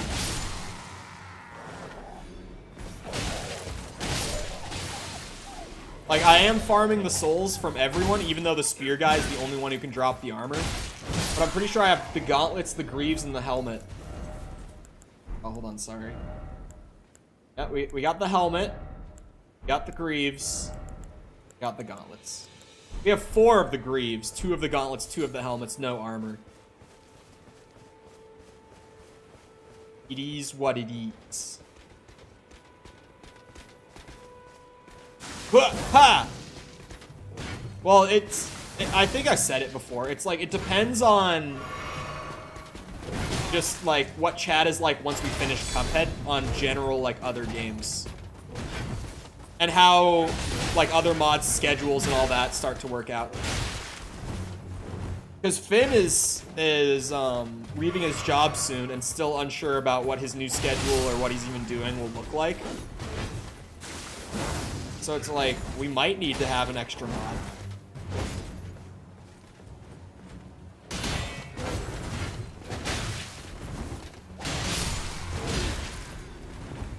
I don't think Mikkel's schedule has, like, entirely changed, but Mikkel has been slightly busier, like, this last week. Okay, but Sepper also filled out a whole app. What do you mean? Carried, okay. Okay. Now, I don't know what this carried nonsense is. He didn't even drop me an item. What a fucking bitch.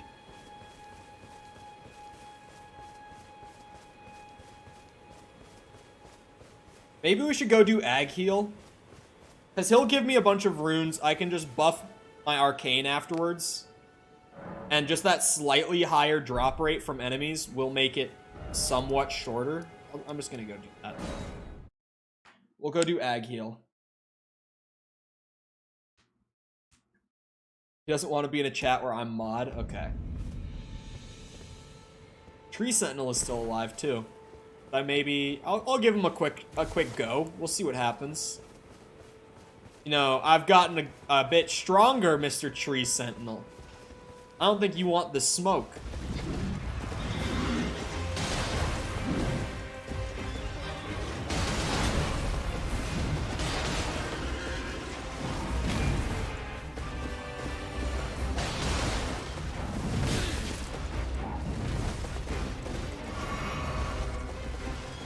Once he rears his head, it's on sight. Ooh, Mickle? I can blood loss the tree sentinel. I was like, maybe his armor will just make it like impossible. Now I know. I can do it. Ow. I should probably drink my physic next time he hits me. Get the stamina from it.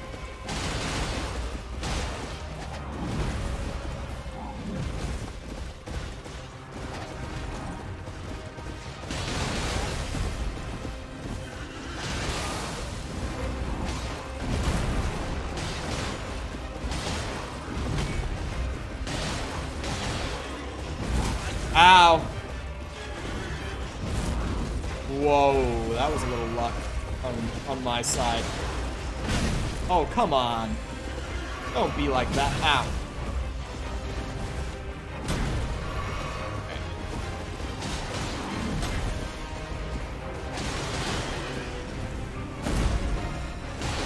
Blood loss. Come on, no. Damn it. Oh, I took a risk there. Oh my god, am I alive? I'm alive!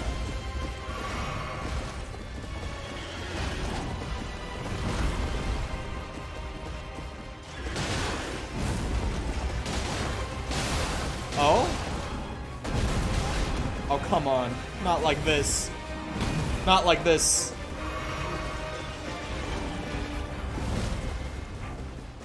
Come on. There we go. How much do I get from him? Probably not that much. Shit. Nothing. I get nothing from him. Not even enough for a level. Oh. Damn it. Okay. I should probably rest at the Grace anyway, because flasks. Right. That's a lot of screaming down there. Never heard that before. The little things. Those little touches that I'm just still noticing in this game. Where it's like at night, down by the lake, there's just screaming. Just a lot of screaming. Like, what the fuck?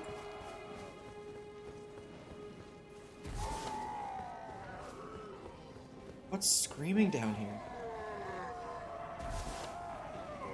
Oh, it's these guys. Oh. Good touch. At least you get a cool weapon that I'm not gonna use. Maybe I should do a halberd in this game.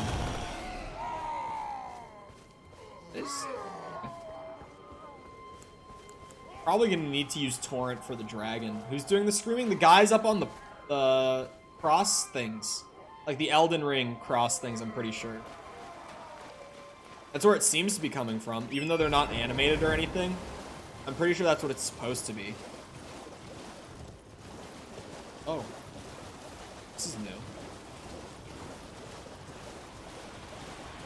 Oh, here comes the boy!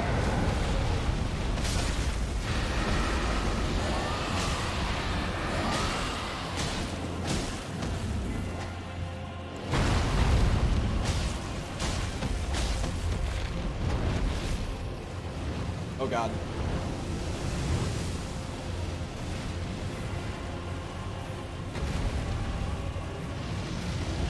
Ah!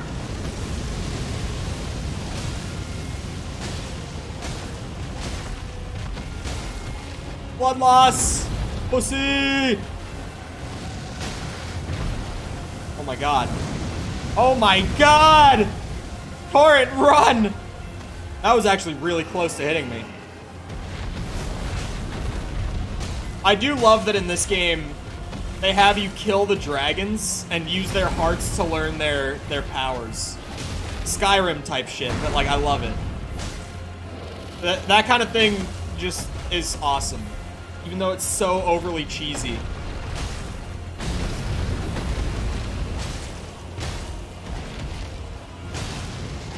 Ah!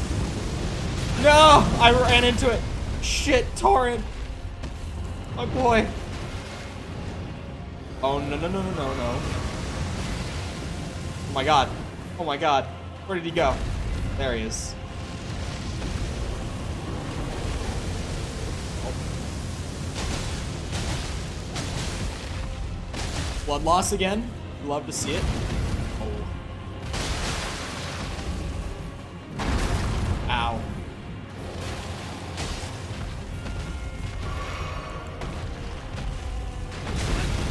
Good timing, Cole. Good timing. Shit.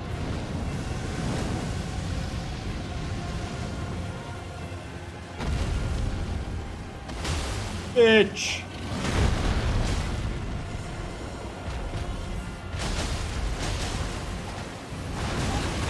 I still can't time that.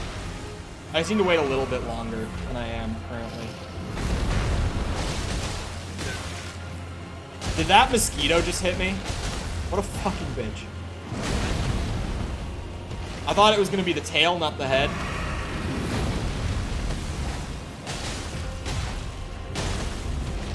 Yeah, it's the fucking bug. What a bitch. Uh-oh. That's never good.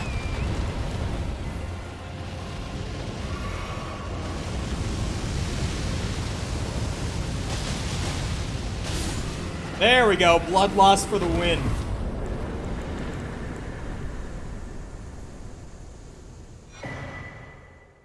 Bans you cutely. Fuck up. Oh, why is he back?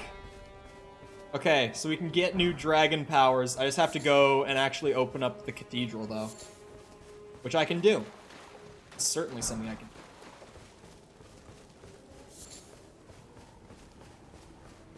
Thank you, John. Welcome. John. Dragon fights are really fun when they aren't, like, crazy overpowered in comparison to your build/level. Like, I remember the first time I fought Agheel, I cheesed the fuck out of him because I was playing the samurai early game, and he was one of the first bosses I did. It was, like, second play session of the game in general. And I cheesed him with the bow, and people were pissed that I just, like, rode Torrent around and used the bow on Agheel. They were like, oh, you cheesed it, and I'm like, yes, I did, because he was hard. But when your build is, like, at a point where it can compete with them, and you can actually, like, fight them on foot like that, and once you just get used to their general movesets, they're so fun.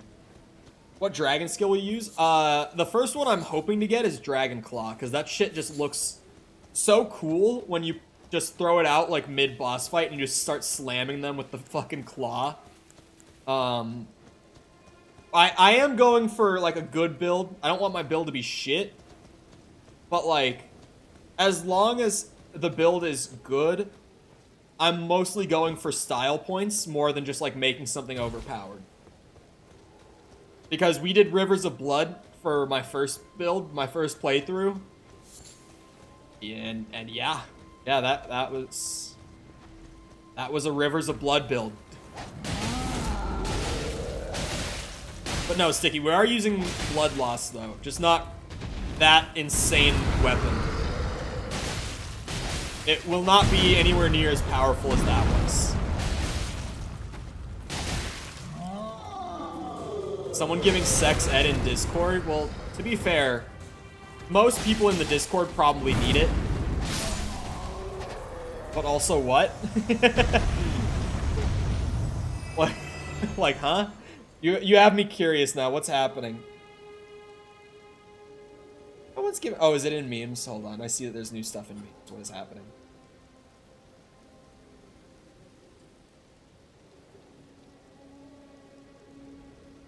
He's fucking with me. No one's giving sex ed. We're good. I was just like, what?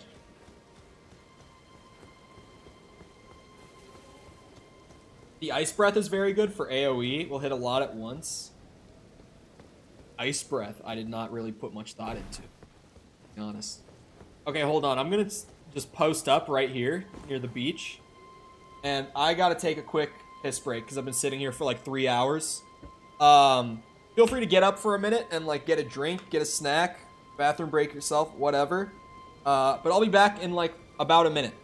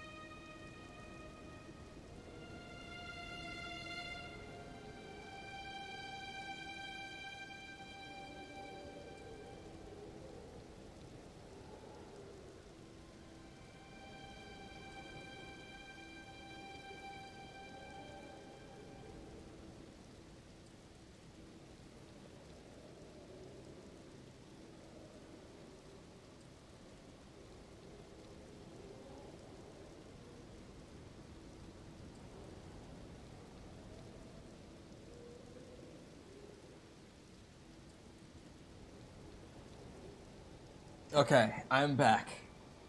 Yeah, I should have heard it. I cracked my neck while I was walking to the bathroom. And it was like solid 5 pops on both sides. Like it was loud, it felt nice. It was, you know, sometimes you crack like your neck or like your back or whatever and it like kind of hurts. Just no pain, just a good relieving few pops to both sides. It was so loud though. I was just like, holy shit. Not gonna use that, but glad I have it. Rotten Breath is good too. I think that was, is that Scarlet Rot? Because, Mickle was telling me that when I ran the idea by him of doing like a dragon incant based build, and I mentioned that I didn't want to be too overpowered, he said dragon incants really aren't all that strong. However, there's one where you build up Scarlet Rot that's really strong. And it sounds like that might be the one.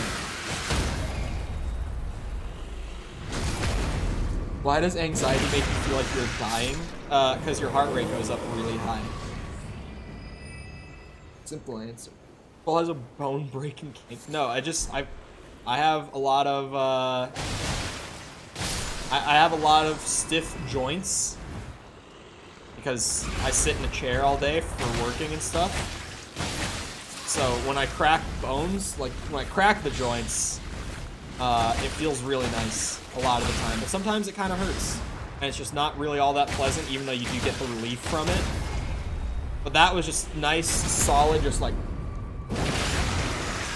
felt very good. It was so loud though.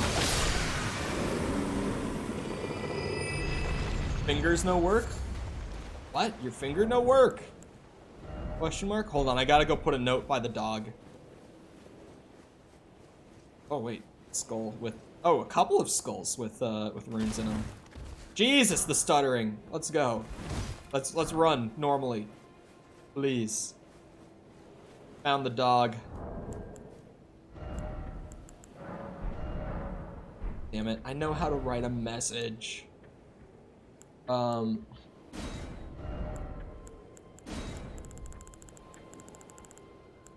Be wary of dog. This is a dangerous one. Oh, hold on. I gotta put an emote with it. I forget every time I write a message to do it. Be wary of enemies. Dog.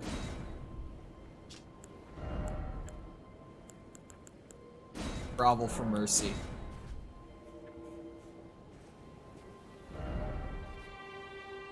Beautiful. Beautiful. That's exactly what we want. Hold on, I'm wondering if my messages all show here. No, that's discovered. Okay, yeah, so the messages are like per character. That's the first message on this one then.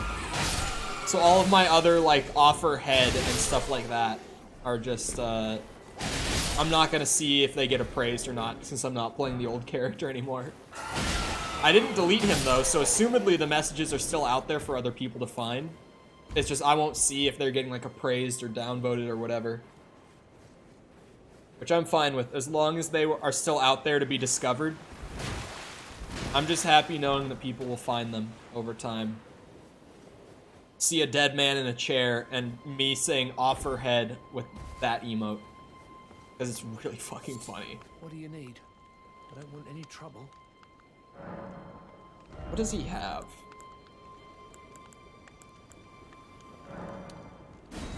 I will take those. Those will be really helpful. I'm just short on smithing stones in general, so like, yeah, thank you. These would be nice later on, because I found that I had like no boluses throughout a lot of my first playthrough. I think I'm gonna get the cookbook and go get the crafting tools at some point though. Because I can just craft them instead of spending runes on them. We make an investment. I don't know what cookbook will allow me to make them, but I know that there is a cookbook that will allow me to craft boluses. Oh, I passed the cave. I'm dumb. I'm like, I feel like the cave wasn't this far up. Because I missed it. It marked it on my map though, so I must have run like right along it. I'll ever go to sleep on a nerve in your arm. When you wake up, you can't move your arm. I've done it a couple times, yeah. It's just really unfortunate. It's like, oh, well, this sucks. You just have to sit there and wait for your arm to wake up. It's terrible. There it is. Here's the cave we were looking for. I was gonna say. Oh? Oh, it's the guy! Because I found him before I came here this time. Oh. What are you doing here? You must leave this place at once. They'll rush in and beat you to a pulp. You'll end up just like me. You're doing okay. Oh. Oh, he only has that one line. Interesting. Fun. Get a quick rest. I need like 8k to level. Arcane and Faith are both at 13 now. I might pull Arcane all the way up to like 30. Like early on, honestly. I feel like 20 Vigor for where I'm at is fine.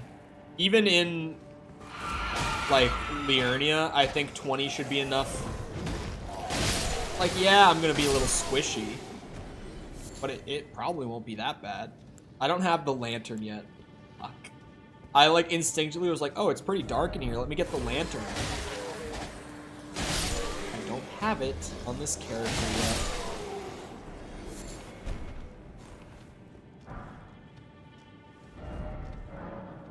Oh, no. No summon. Mama didn't raise no bitch.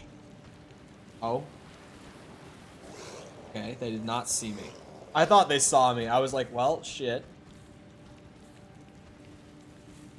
It's probably not even worth going for a stealth takedown on them. Just like, get some hits on this guy, maybe blood loss him.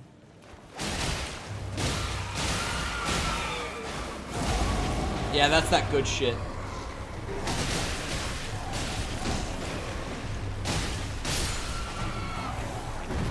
Well, we already killed one. I kind of knew that this would be easy, because I remember this being one of the first things I did on my first playthrough, and I still thought that this was really easy. Like, I thought this was easy when I was struggling with killing the, like, trolls, whatever they're called, giants. I think they're called trolls, right? Like, the guy that you fight on the way down here, and the guy that's right at, like, the gate front, over by where I was farming the armor. Like, I thought that this was easy when I was still struggling with fighting those on my first playthrough. So I had no expectation of this being difficult coming down here. Especially because I've farmed up levels to start getting the build pulled together, and I've been upgrading my weapons and all that. Like, those guys just didn't stand a chance, unfortunately for them. How many smithing stones do I have right now? Oh, I could upgrade one of my things. Do that after I get to the cathedral real quick. There's only one giant, the fire giant, yeah. That's the only one, like, actually called a giant. They are trolls. I was calling them giants my first playthrough, but then someone in-game at some point called them trolls, and I was like, wait, are those trolls?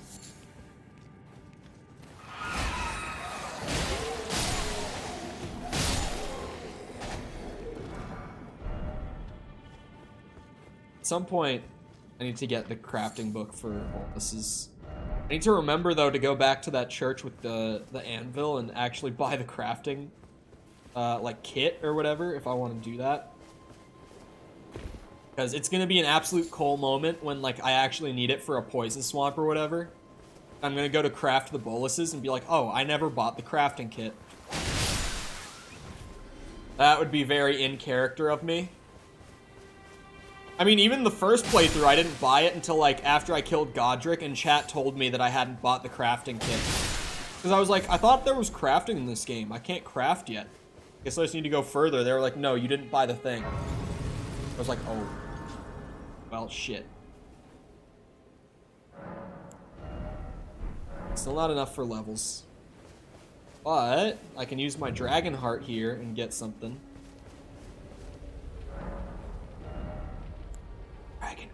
I need 17 faith for it. That's what I wanted. Oh. Oh. I eat the heart to become dragon. It's kind of metal, I'm gonna be honest. That's actually... I'm here for it. No, I can't use it with the present attributes, but I want to have it equipped when I can. Alright. Well, along with getting my faith to 17, just as we go, still gotta get that piece of armor. So, here we are again. I want to get the armor before I do Margit and, like, actually keep moving forward. So. Do what we gotta do.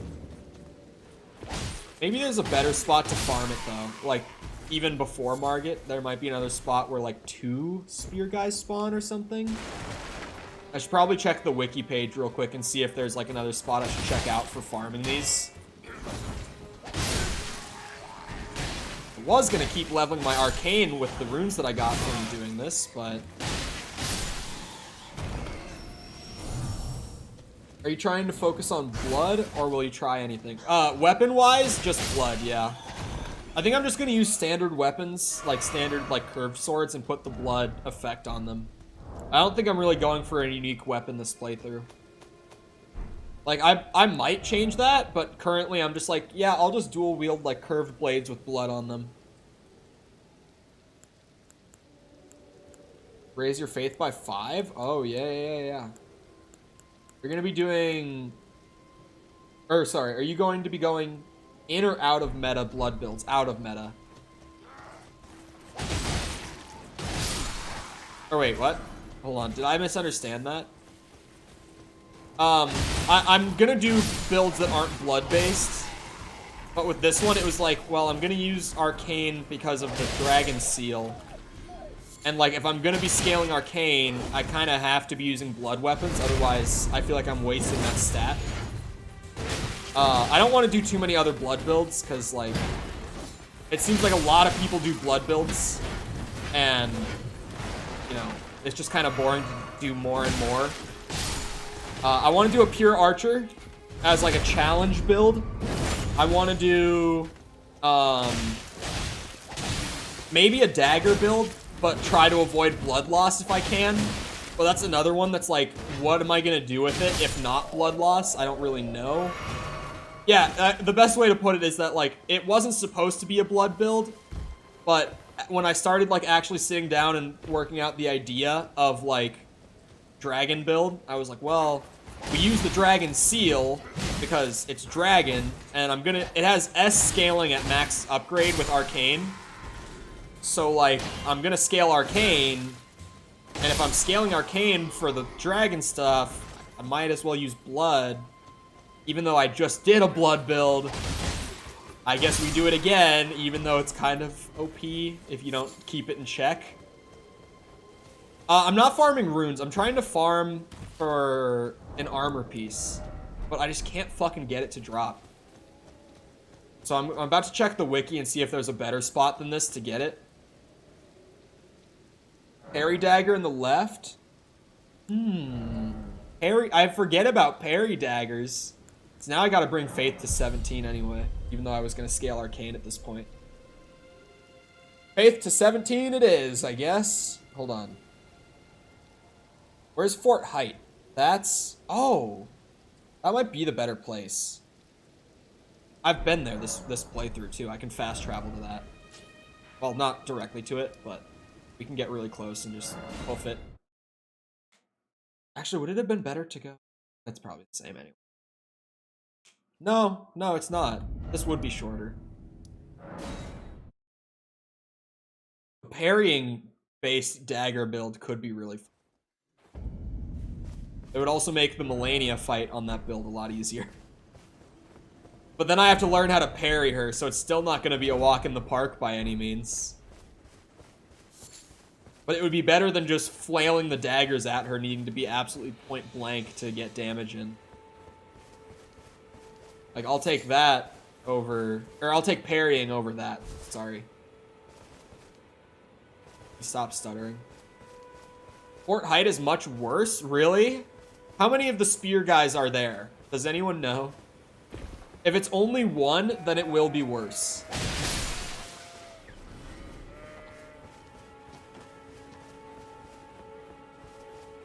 But if there's more than one spear guy per, like, run... Took me 30 hours to learn... Okay. It can't be that bad. I've spoken on this before, but I'm a bit of a parry god when it comes to these games, so this was the short. That was just the short. I was right to begin with. Then I overthought it. In Demons and Dark Souls 1, I was honestly a parry god. I ran shield for my first playthrough of both those games. And I was pretty fucking good at parrying. So, I don't think it would take me 30 hours, but I'm still assuming it would take me a long time to learn to parry her. I want to know what that is now, but it is what it is. I think Mikkel is hammered in Discord right now. Mikkel has been having a good week. All I will say. Wait, is that the fort? Yeah, that's the fort. Has to be.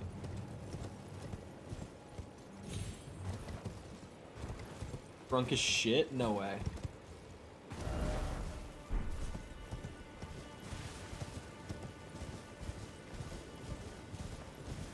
The ability to rain fire? Oh my god, what? That sounds really fucking cool though. Even if it is overpowered, that seems amazing. What? Like that would look awesome. Okay, hold on. Ow. No, I doubt he's faking it. Yeah, I've been here. Is there even a grace site here? I've cleared this out. Oh my god, yeah, this was a waste of time.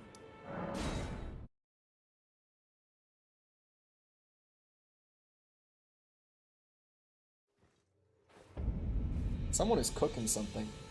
There's... Doesn't even seem drunk. Oh wait. My oil pastel snapped? Aren't those like not cheap too? They might be cheap. I don't know. I don't know shit about art in the slightest. I'm so bad at drawing or painting or anything. Coloring within the lines, all of it. I don't have steady enough hands for it. Bonk, bonk, bonk, bonk, bonk. Oh wow, that was... Ugh! Who's cooking? I don't know. Someone's cooking something that smells good though. Oh, it would probably be my sister. I think both of my parents are not home. I think it's probably her cooking. But she's also a really bad cook, so I'm gonna act like I'm just not smelling anything, because it's probably shit. You can't cook for shit.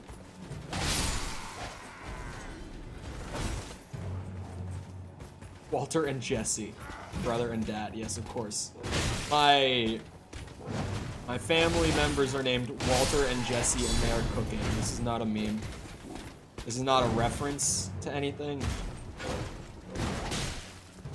Jesse. That's what my dad sounds like. Oh, like Jesse. We need to cook.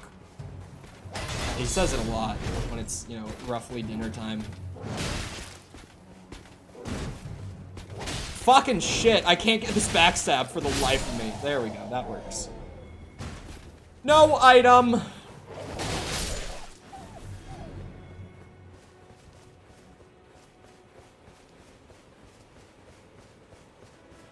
gonna send her this clip. Good luck.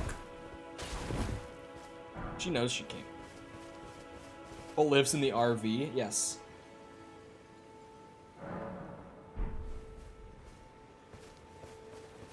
Nothing is cheap now. I only just saw that. True. Like, actually true. Everything is just expensive right now.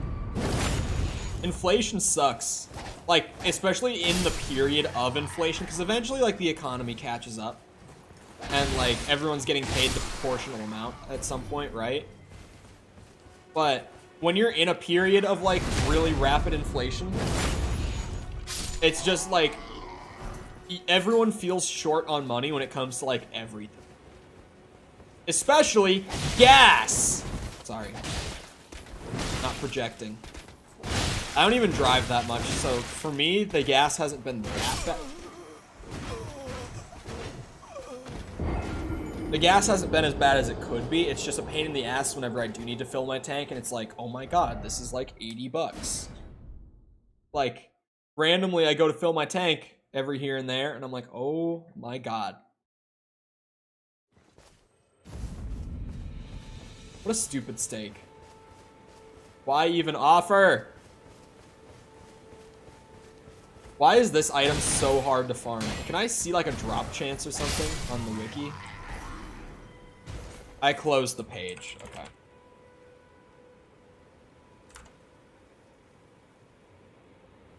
Want the Godric Knight armor? Is there a drop chance on here by chance?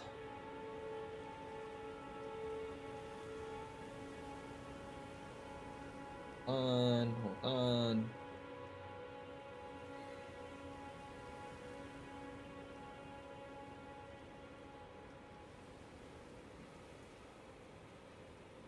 Oh my god. Okay. Here's our chances that we're working with for this farm, boys. It's apparently, this guy has run the test for himself while farming it. He says it seems like there's about a 1 in 5 chance of them to drop anything. And out of what they can drop their shield, partisan, helmet, boots, gloves, and armor. Their chest armor. So it's like, I have a 1 in 5 chance of them to drop an item in the first place, and then when they do drop an item, it's a 1 in 6 chance that it's the item I want. We might be here longer than I thought. All I'm saying. Might take a bit longer than I would have expected. Small chance.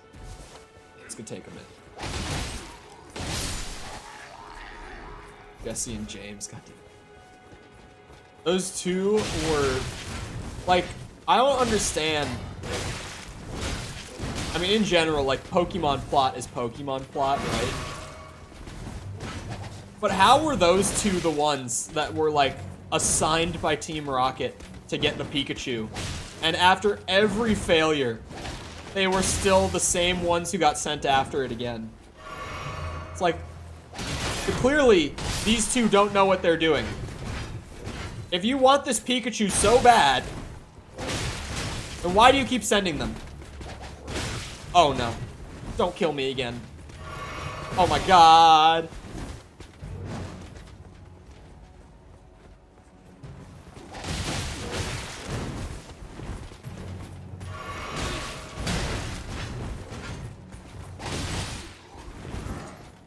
Come on.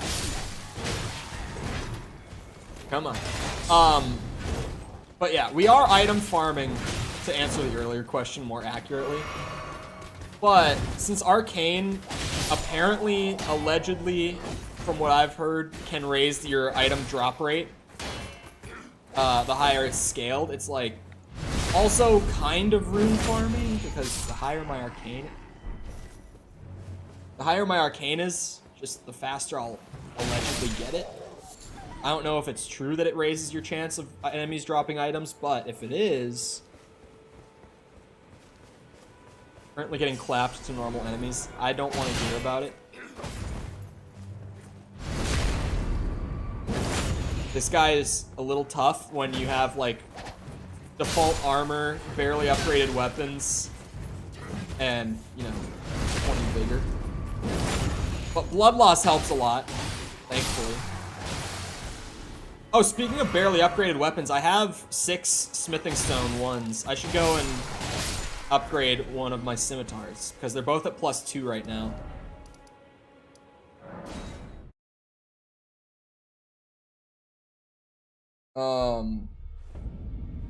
I raised my arcane to max at some point in my playthrough, because I was trying to make a Kratos build. Oh my. Took me like 4.5 hours to get the 2 weapons I needed. Jesus Christ. Maybe I should go for like just unique armor and stuff like that then. Just to not have to suffer through farming from like regular enemy drops. But hello, Ugly Octopus, welcome. And Forcible. Hello. I don't think I've said this at all this stream, and we're 3 hours in, a little over. So now I feel kind of dumb, because I actually don't think I said it at any point today. But if you're enjoying the stream, feel free to put a like on it, because it just sends the stream out to more people. I would appreciate it. Thank you. The end of my talk. Hi-ya! Now we are ever so slightly stronger. It just became a small amount easier for me to kill Spear Boy and get his goods.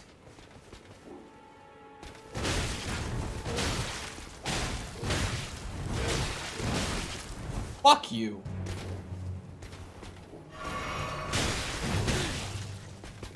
In-game. Oh my god. In-game Forcible. In-game. How am I gonna play Cuphead again if I'm doing this right now? It's all fun and games until Cole gets seppuku. I might use seppuku. I don't know if I'm going to. I was told that it is very, very strong. And I want the build to be good, but I don't want it to be busted. Like, the totally balanced isn't just me completely memeing. Like, I do want it to be like a balanced build where it's good, but it's not overpowered. You know, that is the hope. So if seppuku is like really strong, then I don't know. I don't know. Bloody Slash feels balanced because it does get a significantly better damage output than just like dual wield flurries do. But it takes a bit of my health away. There's a give and take with me using it.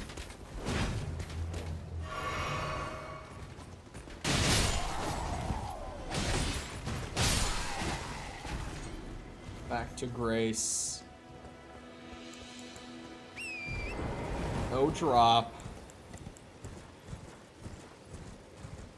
Awful. Farming items. Why do I do this to myself? I think it goes further the longer your weapon is. Wait, does it? So if we get like a longer curved sword, theoretically. I don't know if there are like really, really long curved swords or anything, but if we could, then Bloody Slash could get more range on it, you're saying. Guy behind me is gonna blow my cover. Fuck off. Holy shit, he's no shielding it. I haven't seen that in a bit. Oh my. That's range. Damn you. No drop. Back to Grace. Oh boy. Should I just not farm this right now? Like, I don't know if it's worth it. Because I wasn't even gonna... Well, I don't know. I wasn't really planning on using that armor throughout the whole run.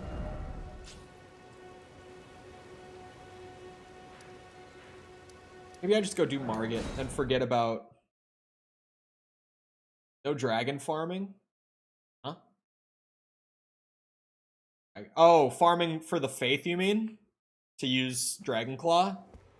We'll get to that. We'll get the faith for Dragon Claw if that's what you mean. I don't know. I don't feel like it's worth spending time farming gear that I'm not gonna run for the whole run. Oh. Probably not.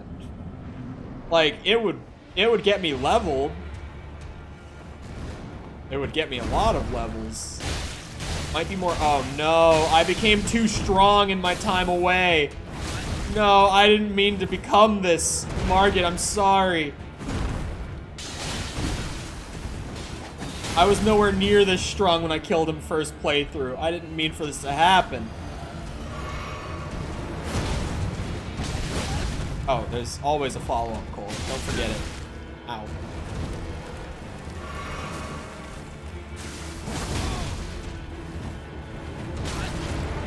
Aye. Well, thou art of passing skill. Warrior blood must truly run in thy veins. Oh my god.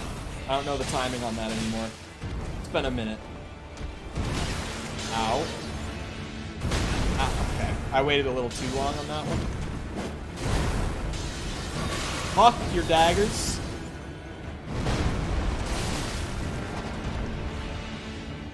On now. Ow. Oh. Oh shit. Thank God. I don't know why my defense is high enough to like barely get touched by that, but I'll take it.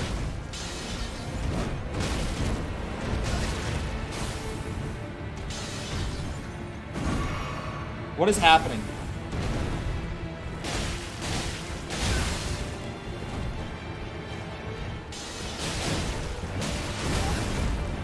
Got a little greedy for that one.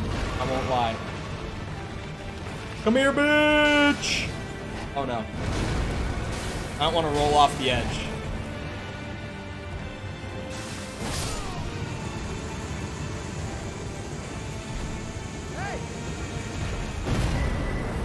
Talisman pouch.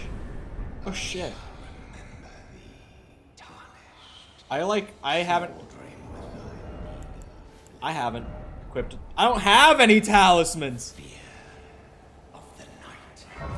You've become what you swore to destroy. I actually did. I was a little stronger than I meant to be for Margit. I won't lie here. Not intended. It's not. Did not want to be that strong. Hello, Tadeo. How's it going? Welcome back. Let me start Googling these talismans that I planned for early game. Let me start Googling. Where do I grab you? This is in Landell? Oh! Okay, hold on. This is why. I was like, that's not right. I was like, what do you mean it's in Landell? I thought I could get this early. Apparently, there is a place that will teleport me to. Oh, I think there's more churches in... Yeah, there are. I forgot to even do that. Hold on, we got a couple things to do in Weeping Peninsula then. There's a place in Weeping that will teleport us up to where I can get the talisman.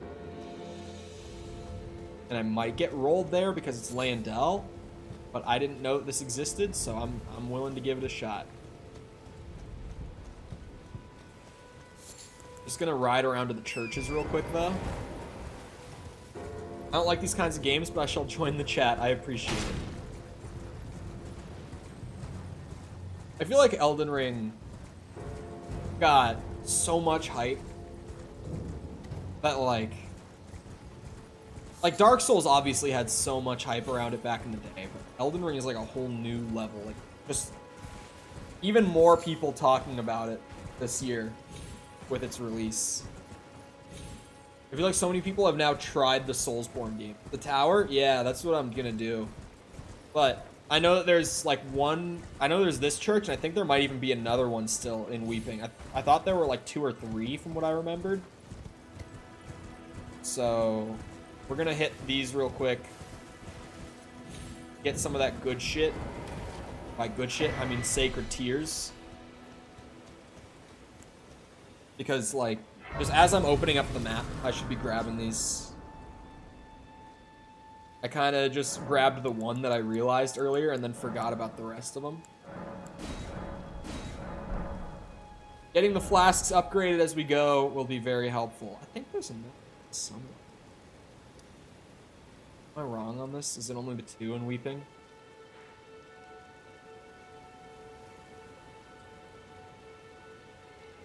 I have a feeling there's a 3rd one. I don't remember specifically that there were 3. Thought there were. That looks like a ruin, just going off of how it looks. It's not a church.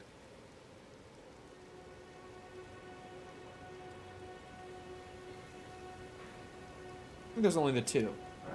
Seems like there's 2. The fact that in almost every stream I join, when I join the chat stops talking. No, the chat has just been slower today because like less people here, and it's mostly just me rambling about what I'm doing. Unless we're unless we're like talking about what I'm doing in the game, chat's just been fairly quiet. It's just one of those games. It's just a different kind of game, you know? But chat has generally been slow. It's not just when you got here it stopped. I did not find this on my first playthrough, so I am interested. Hey, that's a Godric Knight right there. He's on a horsey, but you know, potentially. Oh wait, there's a lot of other guys here.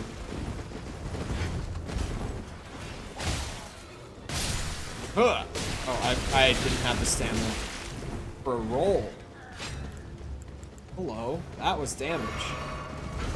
Oh, +3 is so nice at 20. +4 will just be a full heal, I think.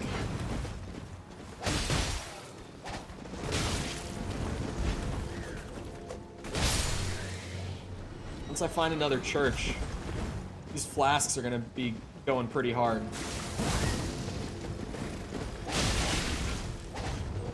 Just gotta kill that horse.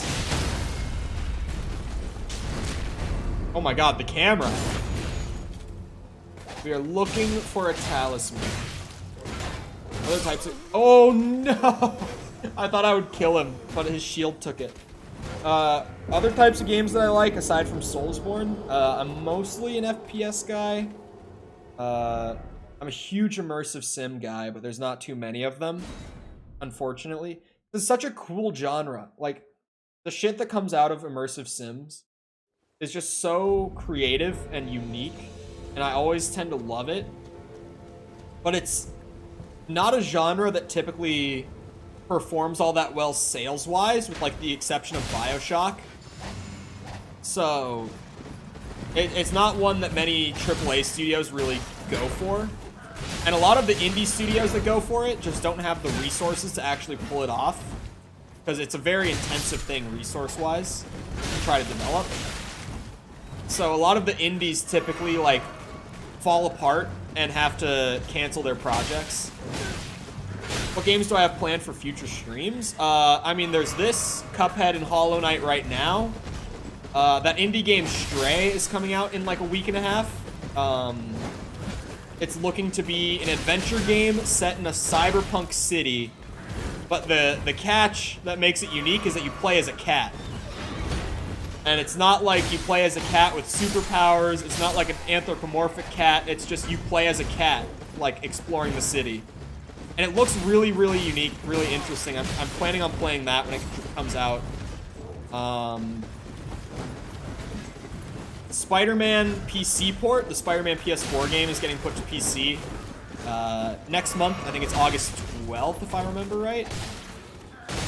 And I'm planning on doing that. Last of Us Remake, that's also going to be coming to PC, so I'll be playing that. What else is later this year? Warhammer Dark Tide is coming out, and I'll probably play that in early September, if I'm right. Will you play Ragnarok when it comes out? No. I will not play Ragnarok when it comes out, because they have made the decision to not put it on PC. And it's not worth spending, like, nearly $600 just to play one game for me. So I will not be playing God of War when it comes out. Because, like, obviously they're going to put it to PC soon after. Because Sony's on their whole thing of, like, we want all of our exclusives on PC by 2025. So, like, clearly the game will be coming to PC, but it's not releasing on it. So at least when it first comes out, I'm not going to be playing it. The new God of War is in God of War 4. I have not played God of War 4, if that's the one you're asking about. Because I'm a big fan of the PS2, PS3 trilogy of God of War. Like, I grew up on it. I really, really enjoyed those games. God of War 4, in all ways, aside from the story, just looks really dumbed down in comparison to the original trilogy. So it doesn't really interest me all that much. So I just haven't gotten around to it. I'll have to play it before Ragnarok. Like, at some point, I'm going to have to play it. But I'm kind of just waiting for it to go on sale for, like, pretty cheap. Oh. So that's how this works. I see. Yeah, I'm kind of just waiting for it to go on sale. But it's not really my thing, from what I can see. I am a big character action guy. So, like, God of War 3, Devil May Cry games, Metal Gear Rising. I love that genre. I've more recently gotten into that, with the exception of God of War. But Devil May Cry and, like, Metal Gear Rising and stuff like that, I've played more recently. So I'll have to play Bayonetta 1, 2. But yeah, that's another one of my more recent favorites. I put a lot of time into, especially the Devil May Cry games in my free time. Played any of the Witcher games? I have played the first Witcher, and I still need to play 2 and 3. Metal Gear Rising is so fucking awesome. It is just a really, really fun game.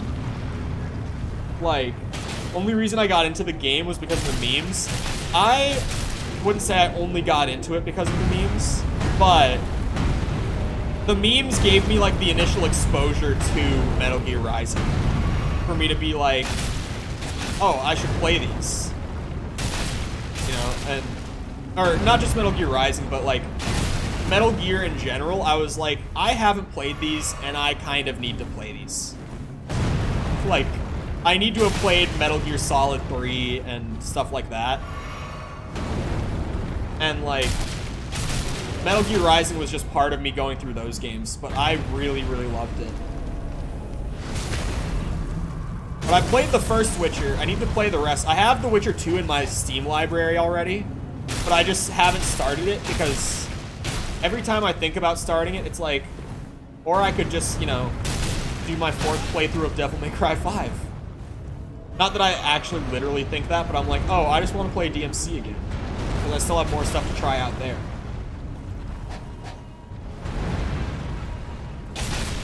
Snake Eater. Have you seen the, what's it? It's like the Japanese Burger King commercial where the guy, like, literally slithers across the floor and, like, inhales the burger in one go. And someone just put the Snake Eater theme over that as, like, a meme, and it's so unbelievably funny. You ever try Dante's Inferno? Not the game. I did recently find out that there is just a Dante's Inferno game, but I have not tried it. Don't die. This guy's actually he just has so much health.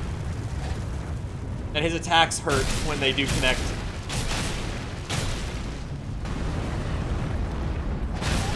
Ow. Is there a stake here? I need to go back and do 1 and 2 at some point. Yeah, like, I feel like pretty much everyone, at least nowadays, like, only knows The Witcher pretty much off of the 3rd game. It really seems like most people play the 3rd one and then go back, but I wanted to play through them in order and get, like, the full story out of the trilogy.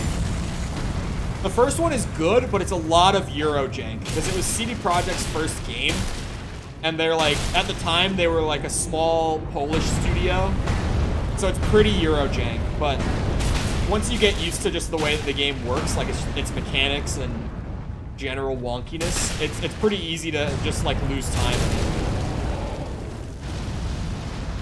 I need to see if I can find that meme, the Japan Burger King. Just look up, like, Japan Burger King Snake Eater, if you're talking about the one that I mentioned, and you'll find it, for sure. There's no way you don't.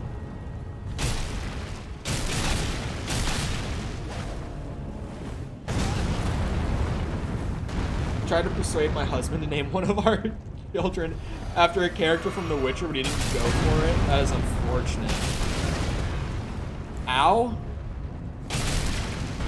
I might die. And by that I mean I'm probably gonna die. I'm out of heals. I'm low. He's also, oh, stagger might be huge though.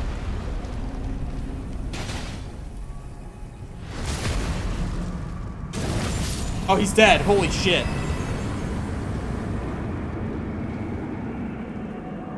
I do have a link though. There you go. What? Oh, he gave me runes. Okay, I was like, do I get nothing? I was fucking pissed. It must be this then, this chest. This was not a talisman I found my first playthrough, by the way. This was like, I looked at the wiki for talismans, and this seemed like it would be really good to have. So, Blessed Dew Talisman. That's what I was here for. Slowly restores HP. I actually didn't originally plan for this, but,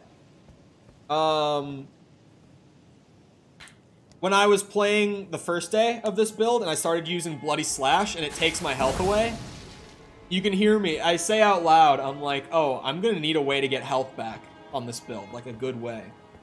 And so I went back to the talismans to look at that, and boom, I found out about the Blessed Dew Talisman.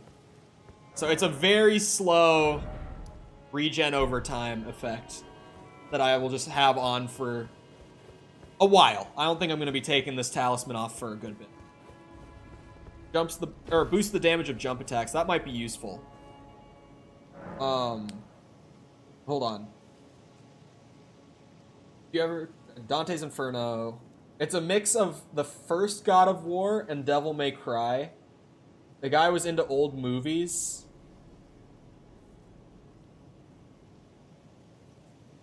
It's a nice game, but you would not be able to stream it. A very over 18 game. Really? I mean, most games, regardless of like their content, are fine to stream. But I would have to like see it, because now I'm curious, like, would it be too bad to stream? Because there are games that are like, don't stream this. But they're pretty few and far between. Hold on. Elden Ring. Now that I've remembered that I do need talismans, we keep looking for the ones that I planned out. So we are going to be looking for the Winged Sword insignia. It's after Godric. Okay. And then, what was the other one? I might be able to get the other one sooner. America's Seal I wanted. Yes, I'm taking America's Seal. Or, is it Score Seal? Soar Seal? That can't be spelled right. This is the one I was looking at. Yeah, this is the one. Hold on. This is found here, which is...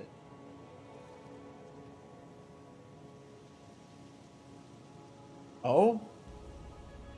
Hold on. Was I thinking of the Scar Seal? Yeah. Okay, the Sword Seal is just a better version of this. This is in Siofra, so still... I mean... Actually... Alright, today we'll see you around. Have a good rest of your day. I could get down there, right? Hold on, now it's like... I know generally where the entrance to that is. But... actually get there... We need to go to the Siofra River well. There we go. Now I got the map location. Just like, I know that this is a thing. There-ish. Okay.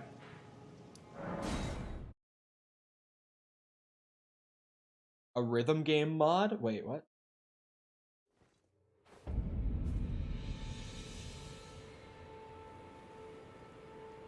Huh?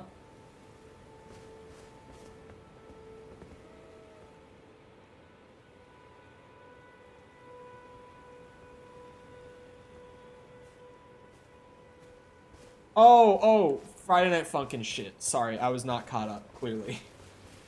I was just like, what? Rhythm game mods? When did this come up? I get confused. Siofra River. Can I kill Bear yet? Oh, well. Good start. Oh. I mean, I could. It's not worth taking on two at once, though. Oh, I thought he killed the other one. I was like, what the fuck? I just heard the sound play, and I was like, what? Go, Torrent. Get me the fuck away from them. These dudes are nuts. This is the thing I was here for. I was really, really close.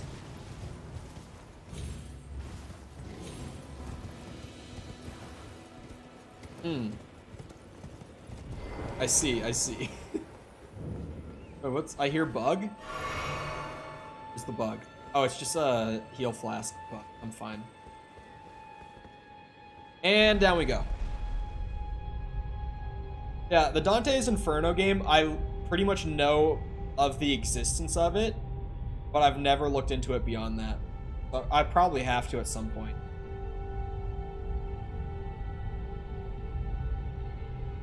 So I mean, like, Devil May Cry is not based on Dante's Inferno. Like, it's not. They really just took the names of, like, Dante and Virgil from Dante's Inferno. Like, the brothers, and that's pretty much it.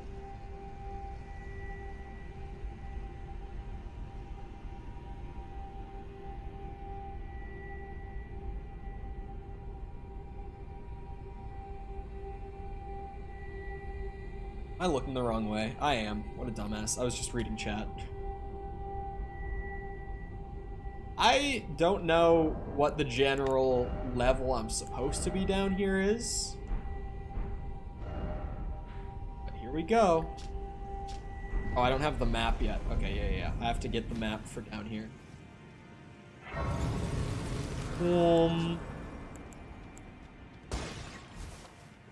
Yeah, I'm a big Devil May Cry fan. I've been thinking about streaming them just as like an in-between game for when there's not like new releases to be playing or anything. Or of course like Elden Ring replays. Like in the same way that I do Elden Ring as like an in-between game. Just as like a side thing. I've been thinking about doing like a Devil May Cry game. Just going for 100% where it's like, you know, get the best possible rank on every mission, every difficulty, like fill out the total rank chart perfectly and do Bloody Palace and all that.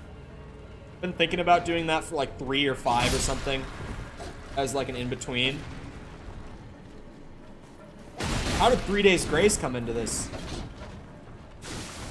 What? What is this a test? To see if I really grew up in the 2000s/2010s? You testing me with 3 Days Grace or what?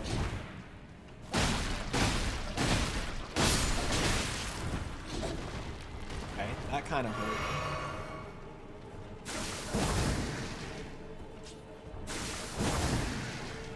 Yeah, Bloody Slash does good.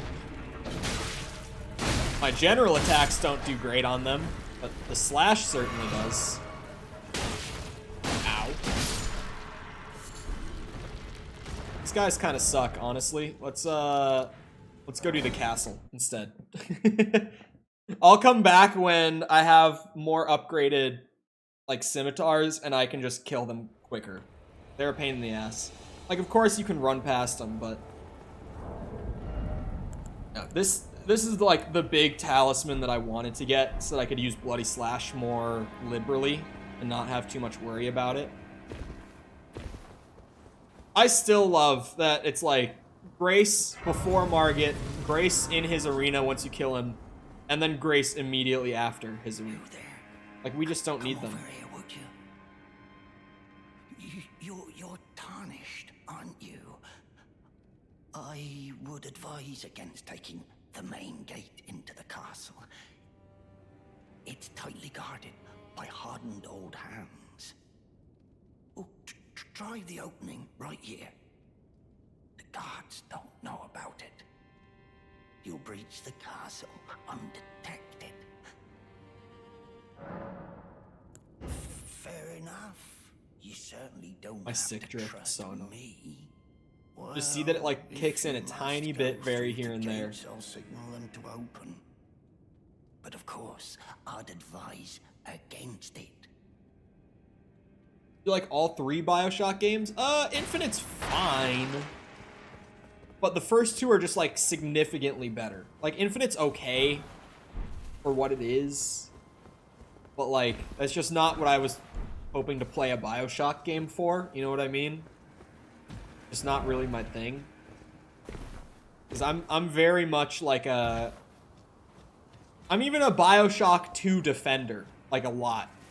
Because, like, BioShock 2's story and themes weren't as good as the first game, right? They just weren't. The parts of Rapture you got to explore in 2 weren't as interesting. And, like, there's a lot of reasons people don't like 2 as much as 1. There's another Grace, by the way. 1 enemy in between. But the gameplay in 2 is a massive step up from the gameplay in 1. Like, for just replaying BioShock games, 2 can be just as fun as 1 to replay. The first time experience isn't as amazing as the first game, but replaying it feels just as good as replaying the first. I love BioShock 2, what it is. Infinite is just like, it's not bad, but I don't love it like I love the first 2. But BioShock isn't even, like, my favorite immersive sim. Honestly, BioShock... There's been more and more discussion in recent years among, like, immersive sim fans of, like, is BioShock even an immersive sim? And it's like, when you really break it down, it's like, well, no, not really.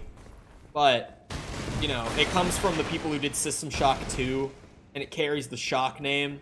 So, like, it kind of just gets lumped in because of that. Because of, like, where it came from rather than what it is.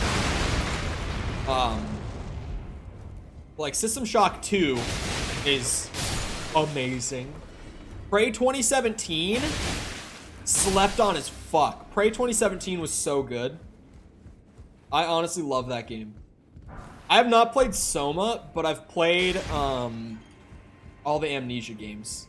So I've played their stuff aside from Soma. And Amnesia was interesting. Amnesia was definitely interesting. Because,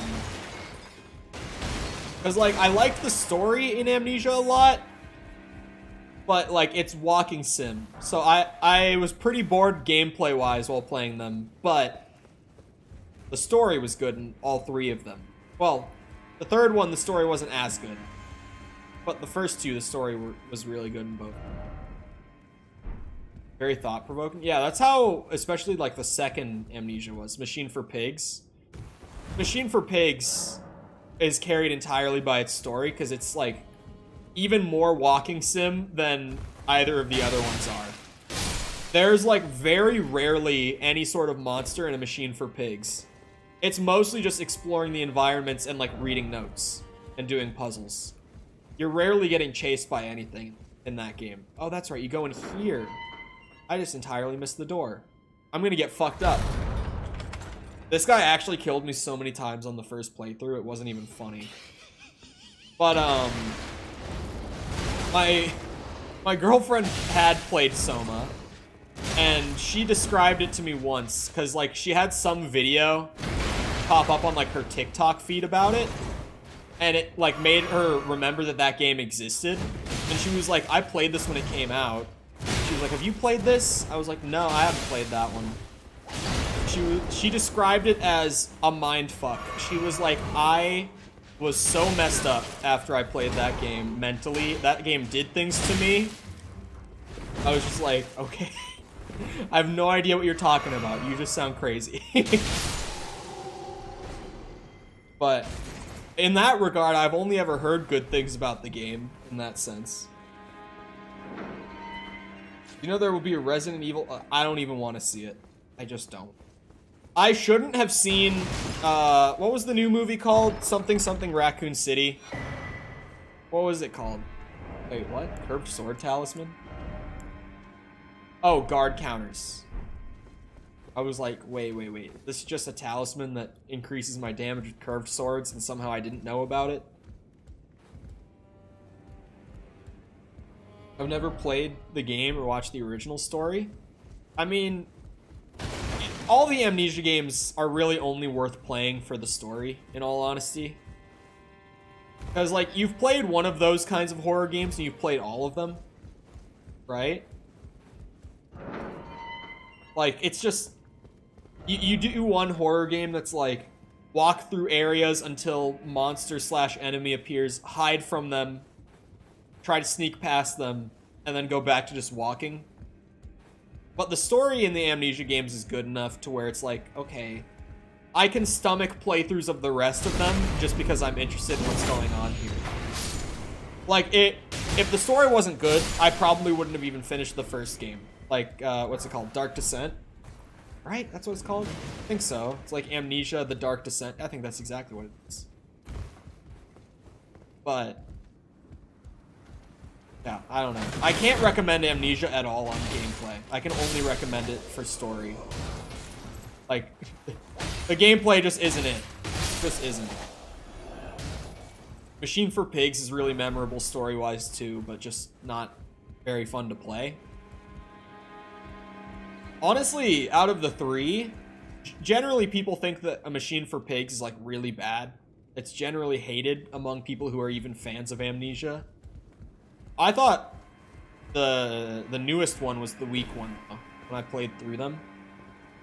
Like I think it was called Rebirth. Just really did not do it for me at all. I just couldn't get into it. I got through it, but I almost dropped it. Story wasn't there for me. The gameplay wasn't there for me. I was just like, I don't know if I want to finish this. Really, I only finished it because I was like, I've come this far. I can't not finish the last one. Like, I just gotta power through another 2 hours or something and just wrap it up. I forget where I'm supposed to go here. Like, entirely, I forget where I'm supposed to. I don't want to get the thing that's in there, but I don't think I can make that. Dropping down will kill me. This tower just brings me back to...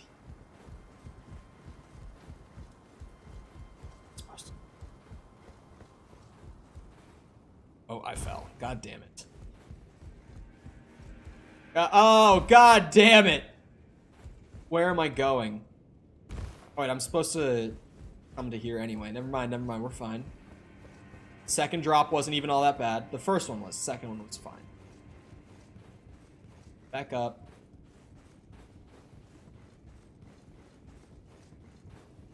And just figure out where the... Oh my god! Ah! What the fuck? You can't do that! Out of the way.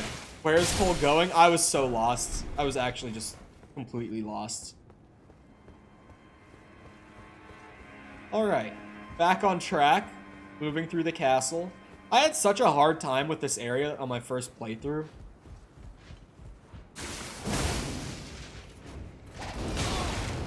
But to be fair, oh my.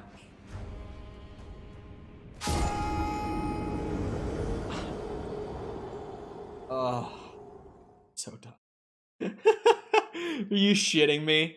I rolled into the pit. God damn it. Oh, and I'm back here! Fuck this game.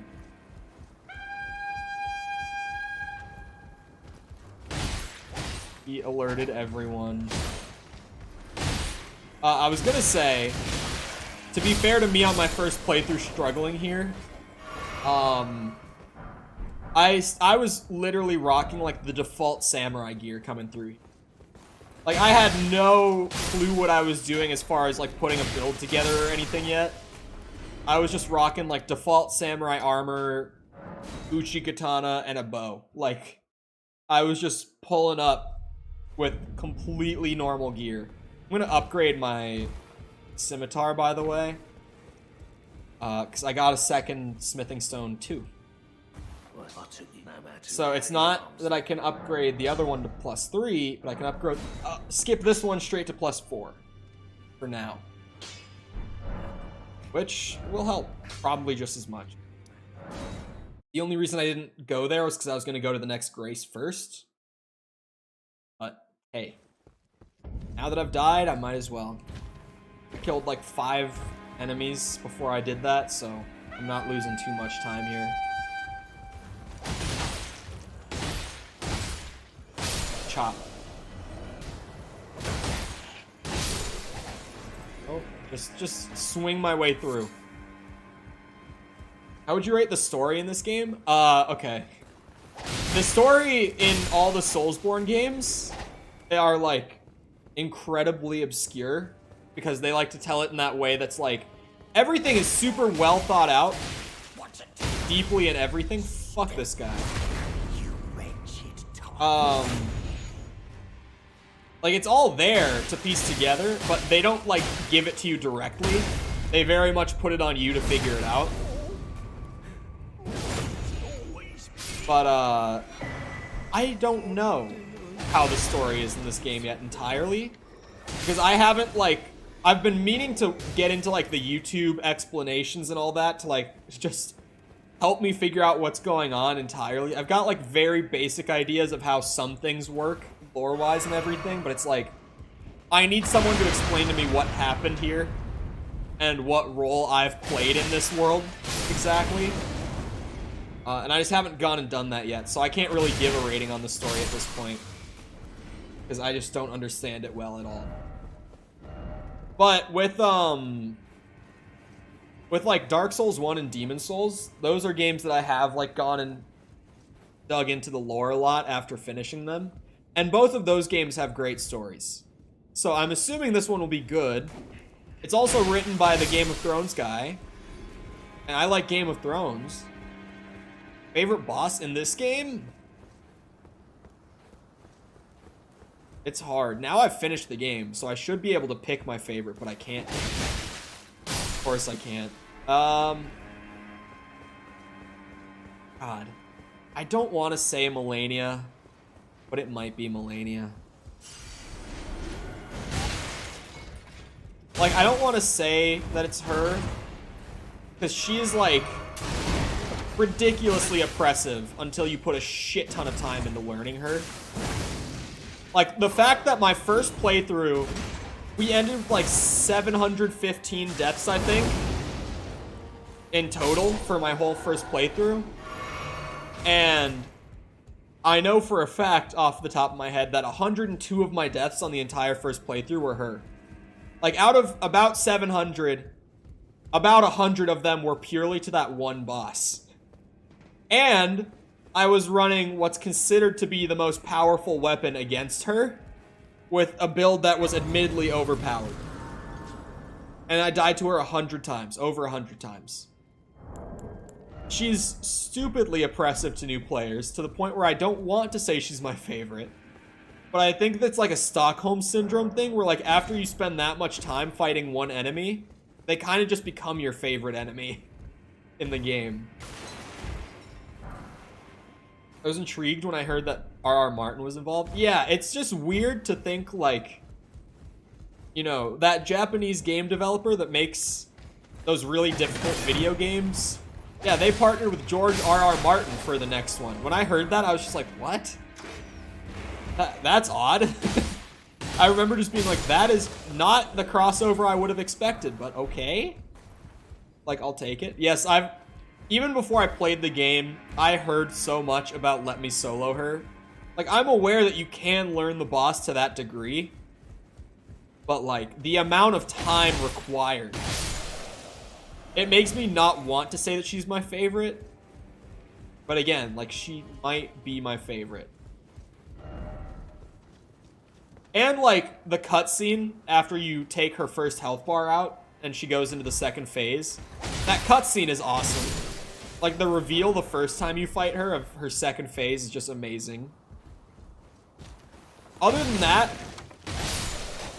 I would say either Hoaraloo or Ratigan would be my favorites.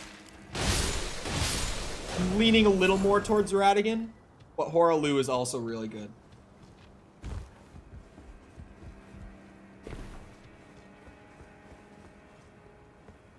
Defeats her with nothing but a pothead and 2 katanas. Chad behavior.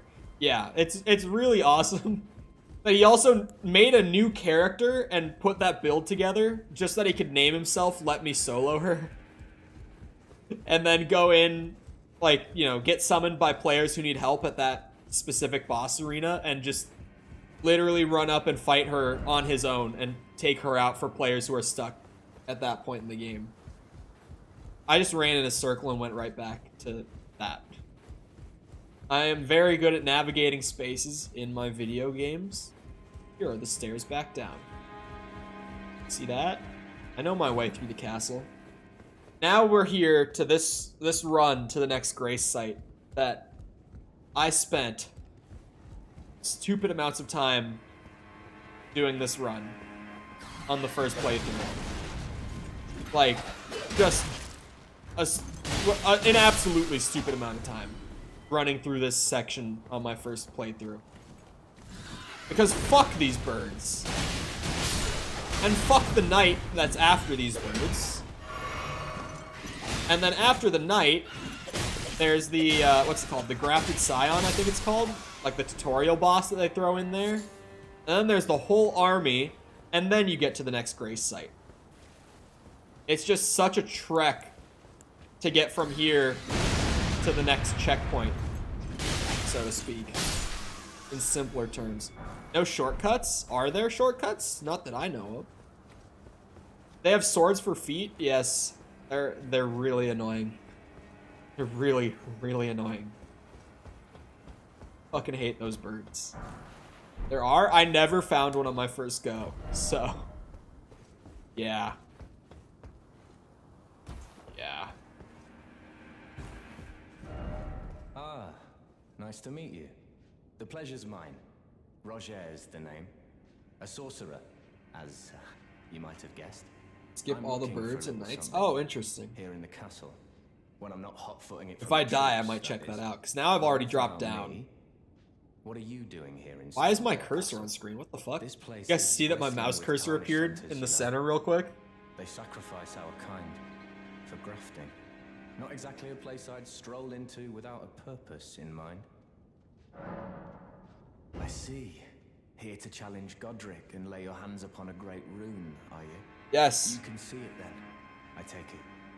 The guidance of grace. Well, enjoy it while you can. I'm tarnished, like you. But unlike you, I've seen neither hide nor hair of this guidance for the longest time. Still, I won't forget how it Where felt is when I Godric's first came Great here, Rune? to the lands between. I'm privy to Is a it few here? magical battle arts. Would you care to learn one? As a fellow tarnished, once guided by grace, I'd love to help you out, if it please. There's a tower in this castle, isn't there? Hold on. Walk outside.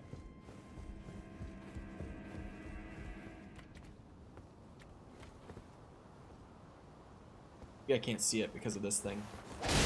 There's a tower here, right? Like, after you kill Godric, there's a tower. Oh my god. You see it on the map. Yeah, that. Because you fight him here, right? Everyone in my first playthrough, near the end of the game, when I was starting to use like rune arcs and stuff, they were like, oh, you should get Godric's Great Rune. It's so good. And I was like, oh, I might have to find that, but like I haven't found any new towers. I never fucking considered that that tower here was one that held a Great Rune. And I know what Godric's Great Rune does. It's stupidly good. In theory, at least. Now I feel dumb as fuck. Golden Rune.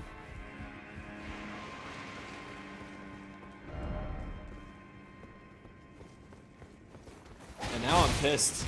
But I was so dumb on my first playthrough. How much do I need for a level? I might go back. No, I need 9k. Like, scaled a lot for how many runes I need per level today, eh?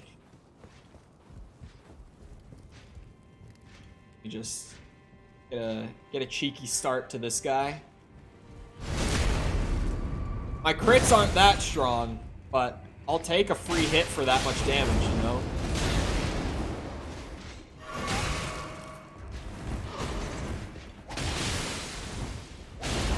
There's that blood loss that we like. Ow, ow, ow, don't. Ow, fuck me! Jesus! I got rolled. His Great Rune is here, and now, oh my. How did I never consider? I just got stun locked. Like, I was spamming the dodge button, but because I took that first hit, I was locked into that shit.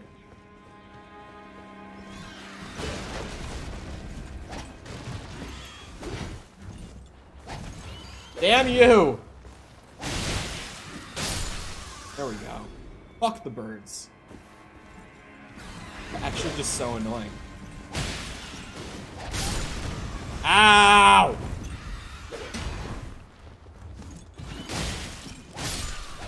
There we go. Bird's dead. This guy sometimes just kills himself when he sets off this chain reaction, so when I was doing this run a lot, first playthrough, I always came over here because sometimes it was just literally free runes for nothing. And even then, he normally gets stuck in the corner. So he's kind of just free runes regardless.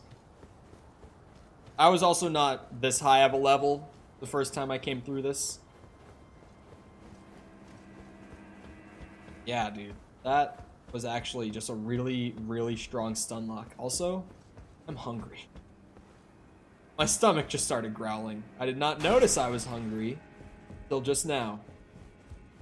Because when your stomach starts growling, it's like, oh wait, I'm actually like hungry. 10 minutes left of scheduled time for the day, and then I can go make food. I don't know what we have to make. I don't know what I have to work. Too bad we can't do that with the Banished Knight build. Oh, like get all the ashes that they have to just use all at once. I mean, builds in this game can already become broken enough, right? We don't need to be able to use like 3 ashes interchangeably. Could you imagine? Because then you could do like Rivers of Blood with what's it? Corpse Piler and Seppuku on the same thing. Like, oh my god. And maybe, I don't know. I mean, that's really, oh no. I'm still gonna die here a lot. Holy shit, okay. This area was just actually hard early game when you don't have the equipment to like roll those guys. And I have better equipment than I did the first time through. Yeah, once you get hit and stuck into them, it's like, yep, you're dead. At least if you're like me and you're trying to run low vigor early on because you feel like you're a Chad and really you're not. Like, yeah, you've killed Melania and everything, but like, what? You think you can handle the fucking Banished Knights? You think you can handle the birds, motherfucker? Not wrong. Can't do the Storm Bash? Oh, shit. Really? Is that not an Ash you can get anywhere? You know what I saw on Twitter, actually, chat? I feel like some of the guys who are really, really into Elden Ring might have seen this too. They found a weapon that was cut from the game, even though we know it was supposed to be in it. It's the Twin Blade of Mikola. Was supposed to be a weapon that you could actually get. And they found it in the 1.0 version of the game. And a couple of modders did like a tiny bit of code restoration on it. And they got it working in the 1.0 build. And it has its own unique Ash and everything. It does look sick, so you've seen it. It looks fucking awesome. Why did they cut it? It looks so cool. I would do a build around that if it was actually in the game. But all I'm saying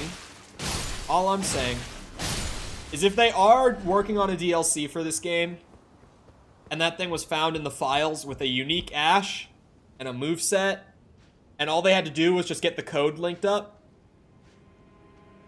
like, all I'm saying is that thing might just be, like, unfinished in the game because it's in the DLC, or at least planned to be. Because assumedly, with the kind of, like, release timeline that they would be looking at for DLC for this game, they would have started working on the DLC as soon as, like, base game was ready to ship, you know? Because I was talking about this recently, but Miyazaki was recently talking about how FromSoft's next game is in the final stages of development. So surely if they have another game coming out soon, they'd be looking to get the Elden Ring DLC out really, really early. Fuck you!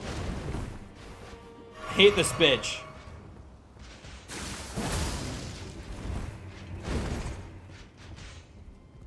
Circles around you menacingly. Huh. Huh. Huh. Damn it, I don't have the time for that. Now! Oh, don't kill me. But honestly, that thing might be unfinished DLC content that modders just, like, threw back together when they found it in the files. Because, like, it looks really cool. And that Ash isn't seen elsewhere. There's no way it was close enough to being done to where, like, a couple of modders could do it in their free time for no cost. And it's not gonna be, like, you know, content for the DLC. There's no way. And especially if it was just intended to be cut from the game, I would say that from the general response that I saw to, like, the Twitter clip of the guy showing it off, and from how I also feel, I want that. I want to be able to use that. Maybe they'll just, like, you know, throw it together, put it in the DLC somewhere so that it's obtainable even if it wasn't intended. Are you fucking kidding? I got stunned into that. I was spamming dodge again. Oh my god, I've never even seen that attack. Not once have I seen that. Maybe my build should have been a little more OP. What's the name again? I want to see gameplay. Hold on, let me see. I probably liked it on Twitter. I might be able to just pull it up right now. I like so much on Twitter. Like, to the point where if a tweet makes me, like, smile, or if I think it's cool, or if I just agree, I did like it. I found it. Went to my Twitter, went to likes, and I found it right away. Hold on. Let me turn on...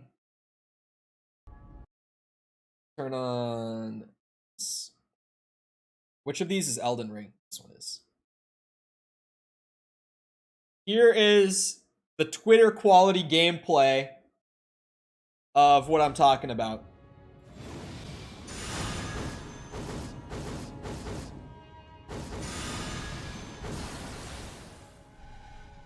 Doesn't that look fucking sick? I don't know what that was. Look at this.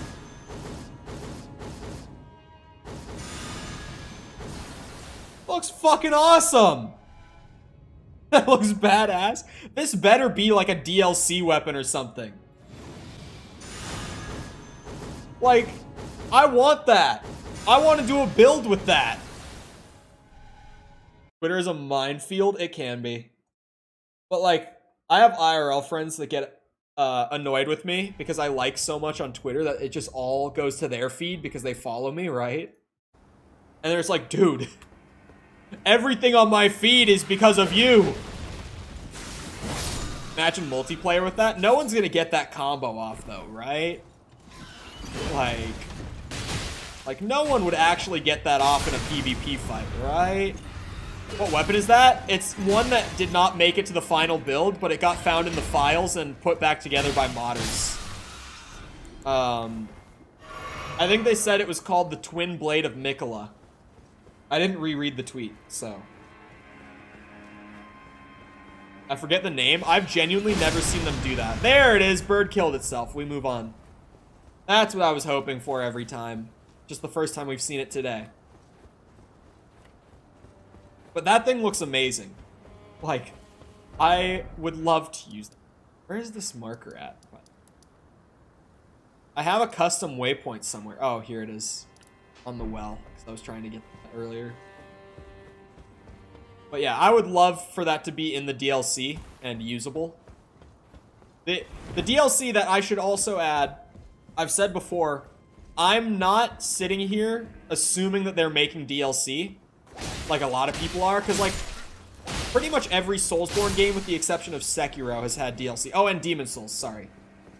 Like the first one and the most recent one before this. Like all of them have had at least a DLC. And normally those DLCs release like about a year after the base game. From what I understand. Because no shot, I just got bonked like that. Oh my god, I let that happen. I held circle instead of pressing it, so I started running because I held it just a second too long. I'm dumb. I'm not sitting here assuming that DLC is gonna happen, because with Sekiro they didn't do it, but I would say that the reception of this game was positive enough, and they made plenty of money on it. I would be surprised if they don't make a DLC. Genuinely. Like, I think they will. I'm just not assuming they will. I would love to play it, too, but I'm not just gonna sit here and assume that they're making it. It's been 4 hours. Yes, it has. I'm tired. I'm still not used to this 4-hour stream thing. We're getting there. It's gonna take me like a couple weeks to actually get used to it without just getting exhausted by the 4th hour. Anyway, I hope you guys enjoyed. If you happen to be new around here, you haven't done so already, feel free to go ahead and leave a sub. Come back another time. We're doing this Elden Ring build. We're doing Cuphead. We're doing Hollow Knight. We're doing a lot of games right now that I'm trying to juggle. But from what I understand, Cuphead shouldn't be that much longer, actually. It seems like if I do like a couple more, like 1 or 2 more Cuphead streams, I should be done with the base game. And then I don't know how long the DLC for it is supposed to be. But I don't know. I don't think Cuphead will actually take that much longer. It seems like it's a fairly short game. So we should have a little more, what's it called? Freedom with the streams outside of me just like trying to rapidly juggle between 3 playthroughs of stuff. Anyway, also if you haven't done so already, on your way out, feel free to go ahead and leave a like on the stream. It really does help a lot with like recommended in search when the stream turns into a video.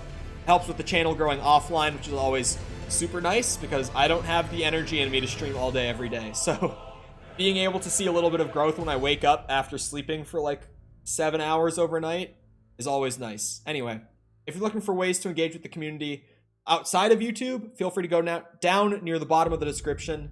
There's a cluster of links down there for things like my Twitter if you want to follow me on there. Our Discord server if you want to join that, whatever it might be. Other than that, though, once again, I hope you guys enjoyed. I'll see you all guys back here next time, and I hope you all have the rest of your day. Goodbye.